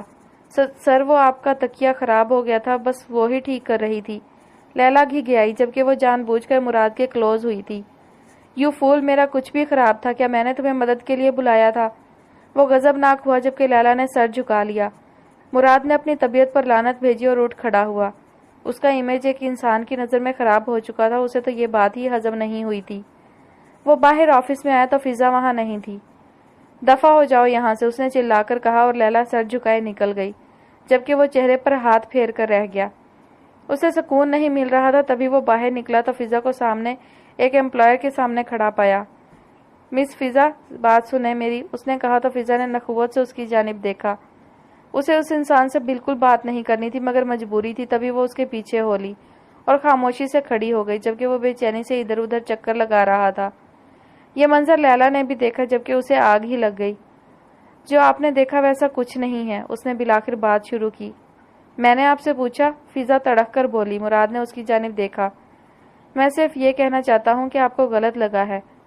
آپ کس خوشی میں مجھے صفائیاں دے رہے ہیں؟ کیا لگتی ہوں میں آپ کی؟ ملازموں کو سر ملازم ہی بنا کر رکھیں، زیادہ سر پر نہ چڑھائیں، اور آپ جیسے لوگوں سے تو شریف ملازموں کو دور ہی رہنا چاہیے، کیونکہ آپ کے ساتھ آپ جیسے لوگ ہی جچتے ہیں۔ وہ 2 ٹوک بات بنا لحاظ کے کہتی پلٹنے لگی کہ مراد نے غصے سے اس کا ہاتھ پکڑ لیا اور اس سے پہلے کہ وہ کچھ بولتا فضا کا ہاتھ اٹھا اور اس کے گال پر پڑا۔ مراد وہیں تھم گیا جبکہ ہاتھ پر اس کی گرفت ڈھیلی ہو گئی۔ فضا کی آنکھوں میں آنسو بھر آئے۔ آپ کی ہمت کیسے ہوئی مجھے چھونے کی؟ وہ زور سے چیخی جبکہ مراد اپنے منہ پر پڑنے والے تھپڑ پر ہی حیران تھا۔ پہلی بار اسے کسی نے تھپڑ مارا تھا، اس کا بس نہیں چلا فضا کے ٹکڑے ٹکڑے کر دے۔ وہ اس کی جانب بڑھا۔ اپنی حد میں رہے مسٹر مراد، فضا نے انگلی اٹھائی۔ لعنت بھیجتی ہوں میں آپ کی نوکری پر اور آپ جیسے انسان پر جو کمزور لڑکیوں کی مجبوری کا فائدہ۔ Shut up! وہ زور سے دہاڑا کہ فضا پیچھے ہوتی دیوار سے لگ گئی۔ مراد اس کے سامنے کھڑا تھا۔ جب کچھ معلوم نہ ہو تو اتنا اونچا اونچا بول کر اپنے پاؤں پر کلہاڑی نہیں مارنی چاہیے۔ وہ جیسے وارن کرنے لگا۔ سب پتہ چل گیا ہے مجھے، سمجھے آپ؟ فضا کو اس سے بالکل بھی خوف نہیں آ رہا تھا، الٹا وہ اس کی دھجیاں بکھیر دینا چاہتی تھی۔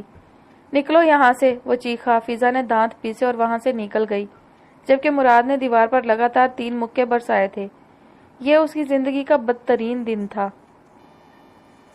دن نکل آیا تھا، وہ سو نہیں سکی تھی، اس نے سونے ہی نہیں دیا تھا جبکہ وہ خود سکون سے سو رہا تھا۔ بے چینیاں تو اس کے دامن میں چبھ رہی تھی۔ وہ سکڑ سمٹ کر زمین پر بیٹھی، اس شخص کی صرف خواہش پوری کر کے اپنی تمام متاع لٹا چکی تھی۔ اس کی آنکھیں سوجی ہوئی تھی جبکہ سرخی اور پوری رات جاگنے کا خمار الگ ہی تھا۔ اس کی سسکیاں کمرے کی دیواروں میں گونج گونج کر ٹوٹ رہی تھی۔ سارگل کے کانوں میں سسکیاں پڑیں تو وہ ایک جھٹکے سے اٹھا اور سیدھی نگاہ مشل پر گئی جو خود کو خود میں ہی سمیٹ رہی تھی۔ اس وقت اس کے دماغ میں سب سے پہلا خیال جو تھا وہ بہرام کا تھا اور دوسرا مراد کا۔ اگر بہرام کو یہ بات پتہ چل جاتی تو لازمی اس کا کچھ نہ بچتا۔ جس بات میں وہ ایک فضول قدم اٹھا چکا تھا، اور جب سارا خمار ہوا ہوا تو جیسے ہوش میں آتے ہی اپنی غلطی کا احساس خود میں چبھنے لگا۔ وہ بغیر اس کی جانب دیکھے واش روم میں بند ہو گیا۔ جب وہ باہر نکلا تو کافی فریش تھا، جبکہ وہ اب تک یوں ہی بیٹھی تھی۔ اے لڑکی، وہ صاف ستھرا ہو کر اس کے نزدیک آیا۔ مشل نے بھاری ہوتا سر اوپر اٹھایا۔ یہ پیسے لو اور یہاں سے دور چلی جاؤ۔ اس نے اس کی جانب نہ جانے کتنے نوٹ اچھالے تھے وہ نہیں جانتی تھی، مگر وہ اسے ایسے دیکھ رہی تھی جیسے کوئی انسان اپنی آنکھوں کے سامنے اپنی ہار دیکھتا ہو۔ کیا دیکھ رہی ہو؟ بس ہو گیا جو ہونا تھا، بھول جاؤ۔ اور باہر نکل کر کسی کو بتانے کی یا میڈیا میں پھیلانے کی کوشش کی تو اچھا نہیں ہوگا۔ اس نے انگلی اٹھا کر وارن کیا۔ خدا کرے آپ کی بہن کے ساتھ ایسا ہی ہو۔ وہ بولی تو اس کا لہجہ صاف ٹوٹا بکھرا سا تھا۔ بکواس بند کرو اپنی، تم کیا اور میری بہن کیا؟ خود کو دیکھو آئینے میں، شکر کرو نکاح کیا تھا تم سے۔ اس کے مال کا غرور اس کے لہجے میں چیخ رہا تھا۔ کمزوروں کو لوٹ کر اپنی خوشیاں نہیں منا سکتے سارگل خان۔ وہ اپنی عمر سے کافی بڑی لگ رہی تھی۔ اتنی سی عمر میں اتنے تجربات اسے سکھا گئے تھے کہ سب لوٹتے ہیں، شہزادے بھی۔ لوٹ کھسوٹ کر پھینک دینا دنیا کا رواج ہے۔ زیادہ بی اماں مت بنو، سمجھی؟ ناجائز کچھ نہیں کیا میں نے تمہارے ساتھ۔ وہ لاپرواہی سے بول کر اپنا موبائل اور سامان اٹھانے لگا۔ کیوں کیا ملا میرے ساتھ یہ سب کر کے؟ کیوں مجھے میری نظروں میں گرایا؟ وہ اچانک ہی اٹھی اور اس پر جھپٹا مار کر چیخی۔ سارگل نے غصے سے اس کو دور جھٹکا۔ اوقات میں رہو اپنی، وہ پھر سے آنکھیں نکال کر بولا۔ 2 دن میں اس فلیٹ سے نکل جانا، وہ بولا اور مشل کا حلیہ دیکھا۔ اس کی جنونیت کے نشان اس کے وجود پر رقم تھے، جبکہ زردی مائل رنگت اور کل کی نسبت وہ آج بہت اجنبی لگ رہی تھی۔ کہاں جاؤں گی میں؟ مشل پھوٹ پھوٹ کر رو دی۔ یہ ڈھکوسلے بند کرو اور 2 دن میں اپنے نکلنے کا انتظام کرو، مراد کے یہاں آنے سے پہلے۔ اور یہ لو، اس نے 20,000 روپے نکال کر اس کی جانب اچھال دیے۔ حالانکہ جو بھی میں نے کیا سب جائز تھا، مگر پھر بھی تمہارے کام آئے گا، معاوضہ سمجھ لو، کہتے ساتھ ہی وہ وہاں سے نکلا۔ مشل اپنے منہ پر پڑنے والے پیسوں کو دیکھتی رہ گئی۔ اسے لگا اب وہ مر جائے گی۔ مراد بیٹا، کھانا نہیں کھاؤ گے؟ طبیعت کیسی ہے؟ انوشے نے اس کے ماتھے پر ہاتھ رکھا۔ مما پلیز، بچہ نہیں ہوں میں، وہ ایک دم چڑا۔ انوشے اس کی جانب حیرت سے دیکھنے لگی۔ مراد، معاویہ کی کڑک آواز ابھری۔ اس نے سر تھام لیا، جبکہ انوشے کی آنکھوں میں نمی بھر گئی۔ اسے سمجھ نہیں آ رہا تھا کیا ہو رہا ہے اس کے ساتھ۔ وہ چاہتا تھا فضا وہ نہ سمجھے جو وہ دیکھ چکی ہے، اور ایسا کیوں تھا وہ نہیں سمجھ پا رہا تھا۔ پورا دن گزر گیا تھا، وہ آفس بھی نہیں گیا تھا، جبکہ فضا کی آنکھوں کی نفرت اس کے لیے ناقابل برداشت تھی۔ سوری ڈیڈ، اس نے آہستگی سے کہا۔ عشا بھی وہیں بیٹھی تھی۔ سوری؟ یہ تمہارا رویہ ہے؟ ماں سے ایسے بات کرو گے؟ وہ غصے سے بولا۔ مراد خاموش ہو گیا۔ اب کیا بت بن گئے ہو؟ اولاد بڑی ہو جائے اس کا مطلب یہ نہیں ماں باپ اور دوستوں کو ایک ڈنڈے سے ہانکے گی، سمجھے تم؟ اپنی ماں کے ساتھ بدتمیزی کرنے سے پہلے 1000 بار سوچ لیا کرو کہ یہ وہ عورت ہے جس نے تمہیں تکلیفوں سے جنم دیا ہے، اور اس کا قرض تم مر کر بھی نہیں اتار سکتے۔ کچھ آ کے تم اپنی جاہلیت دکھاؤ گے۔ معاویہ نے اس کو کھری کھری سنا دی، تبھی وہاں سب اکٹھے ہونے لگے۔ معاویہ رہنے دیں، اس کی طبیعت ٹھیک نہیں۔ انوشے نے معاویہ کا ہاتھ تھاما۔ بھاڑ میں جائے ایسی طبیعت میری جانب سے جہاں یہ ماں کا لحاظ بھول جائے، اس نے کہا تو مراد اٹھ گیا۔ ٹیبل چھوڑ کر وہ وہاں سے نکلنے لگا کہ سارگل سے ٹکرایا جو اندر آ رہا تھا۔ کیا ہوا؟ سارگل نے اس کا سرخ چہرہ دیکھا مگر وہ کچھ نہیں بولا۔ سارگل نے اندر دیکھا، سب تھے سوائے اس کے باپ کے۔ وہ جانتا تھا وہ کہاں ہوں گے، یا تو اینا کے کمرے میں یا پھر اپنی ڈیوٹی پر۔ اچھا ہی تھا وہ نہیں تھے، ورنہ ان کا سامنا کرتے ہوئے اسے عجیب لگتا۔ وہ مراد کے پیچھے دوڑا۔ کیا ہوا ہے یار، بتاؤ گے؟ سارگل نے اس کا شانہ تھاما۔ کچھ نہیں، مما کے ساتھ بدتمیزی کی ہے، اس نے سیدھی سی بات کی۔ تو اس میں پریشان ہونے کی کیا بات ہے؟ سوری کر لو، وہ سکون سے بولا۔ اس نے اس کی جانب دیکھا۔ یہ تم اتنے عجیب کیوں لگ رہے ہو؟ وہ بولا تو سارگل نے غور سے اس کی طرف دیکھا اور چہرے پر ہاتھ پھیرا۔ کیا مطلب ہے اس بات کا؟ سارگل نے نگاہ چرائی۔ کچھ نہیں، مراد نے کہا۔ دونوں اپنے اپنے دل میں عجیب چور چھپا رہے تھے۔ ہیلو بروز، پیچھے سے آتی آواز پر دونوں پلٹے۔ یار بڈھو، شادی کر لو، سارم نے منہ بنا کر کہا۔ بڈھا کس کو بولا؟ سارگل نے آنکھیں نکالی جبکہ مراد نے بھی تیوری چڑھائی۔ نہیں میں سارم نے تھوک نگلا۔ بکرے تو رک یہیں، سارگل چیخا اور دونوں اس کے پیچھے دوڑے جبکہ سارم اوئی اوئی کرتا پورے لان میں گھوم رہا تھا اور وہ دونوں اس کے پیچھے پیچھے تھے۔ چند دنوں میں داؤد نے اس کے دل میں خاص مقام بنا لیا تھا۔ اس نے کبھی وہ جذبے محسوس نہیں کیے جو داؤد کو لے کر اس کے دل میں اٹھتے تھے۔ وہ ایک عجیب شخص تھا، کچھ دھوپ سا، سخت سا، کچھ چھاؤں سا، نرم سا، ضدی سا، منمانی کرنے والا۔ وہ اسے اپنی محبت میں ضد کر کے گرفتار کر چکا تھا اور پھر بار بار اس کے گالوں کو چھونا۔ یہ سب اینا کے لیے نیا تھا، حسین تھا، دلکش تھا، کیا کیا نہیں تھا۔ عمر کے اس دور میں اسے ایک بے حد ہینڈسم شخص ملا تھا جس کا تصور بھی اس نے نہیں کیا تھا۔ وہ جانتی تھی اس وقت داؤد احمد کالج کی ہر لڑکی کا پہلا کرش تھا، مگر بعض اوقات وہ اس بات کو سوچ کر مغرور ہو جاتی کہ وہ اتنا سب میں پاپولر صرف اس کے پیچھے پاگل تھا، اور دن گزرتے ساتھ اس کا دیوانہ پن مزید بڑھ رہا تھا کہ وہ اسے ایک پل کو بھی خود سے اگنور نہیں ہونے دیتا تھا۔ اینا اٹھتے بیٹھتے کھاتے پیتے غرض ہر وقت اس سے میسیجز پر بات کرتی تھی۔ گھر والوں نے نوٹ کیا تھا یا نہیں وہ نہیں جانتی تھی، بس وہ اس شخص کی طرف اپنے کھنچتے ہوئے دل کو روک نہیں پاتی تھی۔ وہ کالج میں انٹر ہوئی تو اس کے گفٹ کیے ہوئے بلو ڈریس میں تھی اور شانے پر اس نے اپنا بیگ ڈالا ہوا تھا، جبکہ اس کا دوپٹہ جو اینا سے بمشکل ہی سنبھل رہا تھا ریڈ تھا اور بالکل پلین تھا، جبکہ اس کے بال کھلے تھے اور ٹیڑھی مانگ نکال کر وہ کچھ لمبے ہوتے بالوں کو ایسے ہی چھوڑے دلکش پرفیوم کی مہک میں رچی بسی تھی۔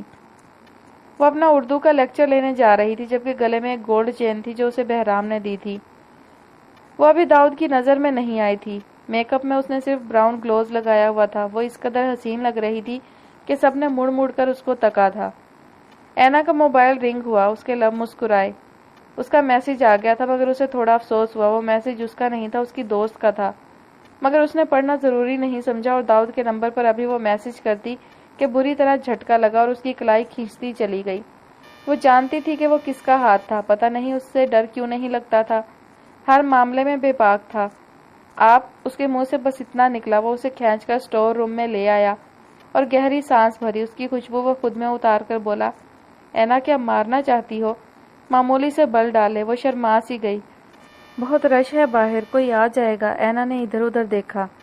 آنے دو، داؤد کو کہاں فرق پڑنا تھا۔ اس نے اینا کا ہاتھ تھاما جس میں 2-3 رنگز تھیں۔ داؤد ان رنگز کو دیکھتا رہا۔ اینا داؤد کی آنکھوں میں دیکھ رہی تھی، دونوں جانب خاموشی تھی۔ کس کے ساتھ آئی ہو؟ اس نے پوچھا جبکہ اب نگاہ گلے میں موجود باریک سی چین پر تھی۔ میں تو اکیلی آتی ہوں، اس نے بتایا۔ داؤد نے اس کی باریک سی چین پر انگلی رکھی۔ اینا نے اس کی آنکھوں میں عجیب سا تاثر دیکھا۔ یہ پہلی بار تھا، وہ سمجھ نہیں پائی۔ مجھ سے کوئی غلطی ہو گئی ہے کیا؟ وہ جھجکتے ہوئے تھوڑی سہمی سی نظروں سے اسے دیکھنے لگی۔ داؤد کیا ہوا ہے؟ یہ چین کس نے دی ہے؟ وہ بغیر مسکرائے بولا۔ اینا اس سے تھوڑا سا ڈر رہی تھی مگر اگنور کر کے مدھم سا مسکرائی۔ یہ میرے ڈیڈ نے، وہ مجھے چڑیا کہتے ہیں پیار سے۔ وہ محبت سے چین پر انگلی پھیرتے ہوئے بولی، گولڈ سپیرو۔ گولڈ سپیرو، اس نے دہرایا اور انگلی جو چین پر رکھی تھی وہ چین کے اندر ڈال کر اس نے اس کی آنکھوں میں دیکھتے ہوئے پل میں ایک جھٹکے سے توڑ ڈالا۔ سونے کی قیمتی چین اینا کی گردن سے پھسل کر داؤد کے ہاتھ میں آ گئی۔ اینا کی بڑی بڑی آنکھیں ایک دم پھیلی۔ داؤد نے بھووں کو معمولی جنبش دی۔ اینا کو لگا اس کی دھڑکن کی رفتار مدھم پڑی ہو۔ یہ چین اس کے لیے بہت قیمتی تھی، بچپن سے اس کی گردن کی زینت تھی، اسے انسیت بھی بہت تھی۔ کیا مجھ سے زیادہ قیمتی ہے؟ اس کی دھڑکنیں وہ سن سکتا تھا مگر پھر بھی بے حسی سے بولا۔ اینا کی آنکھوں کی نمی واضح تھی۔ نہیں، وہ ہلکی سی مسکرائی۔ بس میں یہی چاہتا ہوں تمہارے لیے، ہر بات سے زیادہ داؤد احمد قیمتی ہو۔ اس کی آنکھ سے پھسلتا آنسو بڑی چاہت سے اپنے انگوٹھے سے صاف کر کے وہ بولا اور اس کے گال پر چٹکی لی۔ اینا بھی مسکرائی۔ اب اس کی نظر ان رنگز پر گئی، نظر اس چین پر تھی جسے داؤد اس کی ہتھیلی پر رکھ چکا تھا۔ یہ میں اتار دیتی ہوں، اس نے جلدی سے کہا۔ داؤد مسکرایا۔ داؤد مسکراتا ہوا اس کے نزدیک ہوا۔ اینا دیوار کو لگی۔ ڈر رہی ہو اینا؟ اس نے نفی میں سر ہلایا۔ میں چاہتی ہوں آپ غصہ نہ ہو، وہ مدھم آواز میں بولتی۔ اس وقت داؤد کو کتنی پیاری لگ رہی تھی کوئی نہیں جانتا تھا۔ تم میری اینا ہو، اس نے پیار سے کہا تو اینا نے سر ہلایا۔ اب جاؤں؟ اینا نے پوچھا۔ جاؤ، لیکچر لینے آؤں گا، اس کے بعد تمہارے ہاتھ سے لنچ کروں گا۔ ڈن، اس نے ریلیکس انداز میں کہا۔ ڈن، اینا نے بھی کہا اور وہاں سے اٹھی۔ داؤد وہیں کھڑا تھا۔ داؤد ایسے ہی دیکھتا رہا۔ جائیں بھی؟ وہ ہنسی۔ وہ خمور آلود نظروں سے اسے دیکھنے لگا۔ یار کھا جاؤں تم کو۔ اینا خفیف سی ہوئی اور داؤد ہنستا ہوا باہر نکل گیا۔ اس کے نکلتے ہی اینا کی مسکراہٹ جو اس کے سامنے تھی مدھم ہوتی چلی گئی۔ اس نے اپنی ہتھیلی میں دبی چین کو دیکھا۔ اسے بہت دکھ ہوا۔ یہ چین اسے بہت پسند تھی۔ کیا داؤد سے زیادہ؟ اس کے دل نے پوچھا۔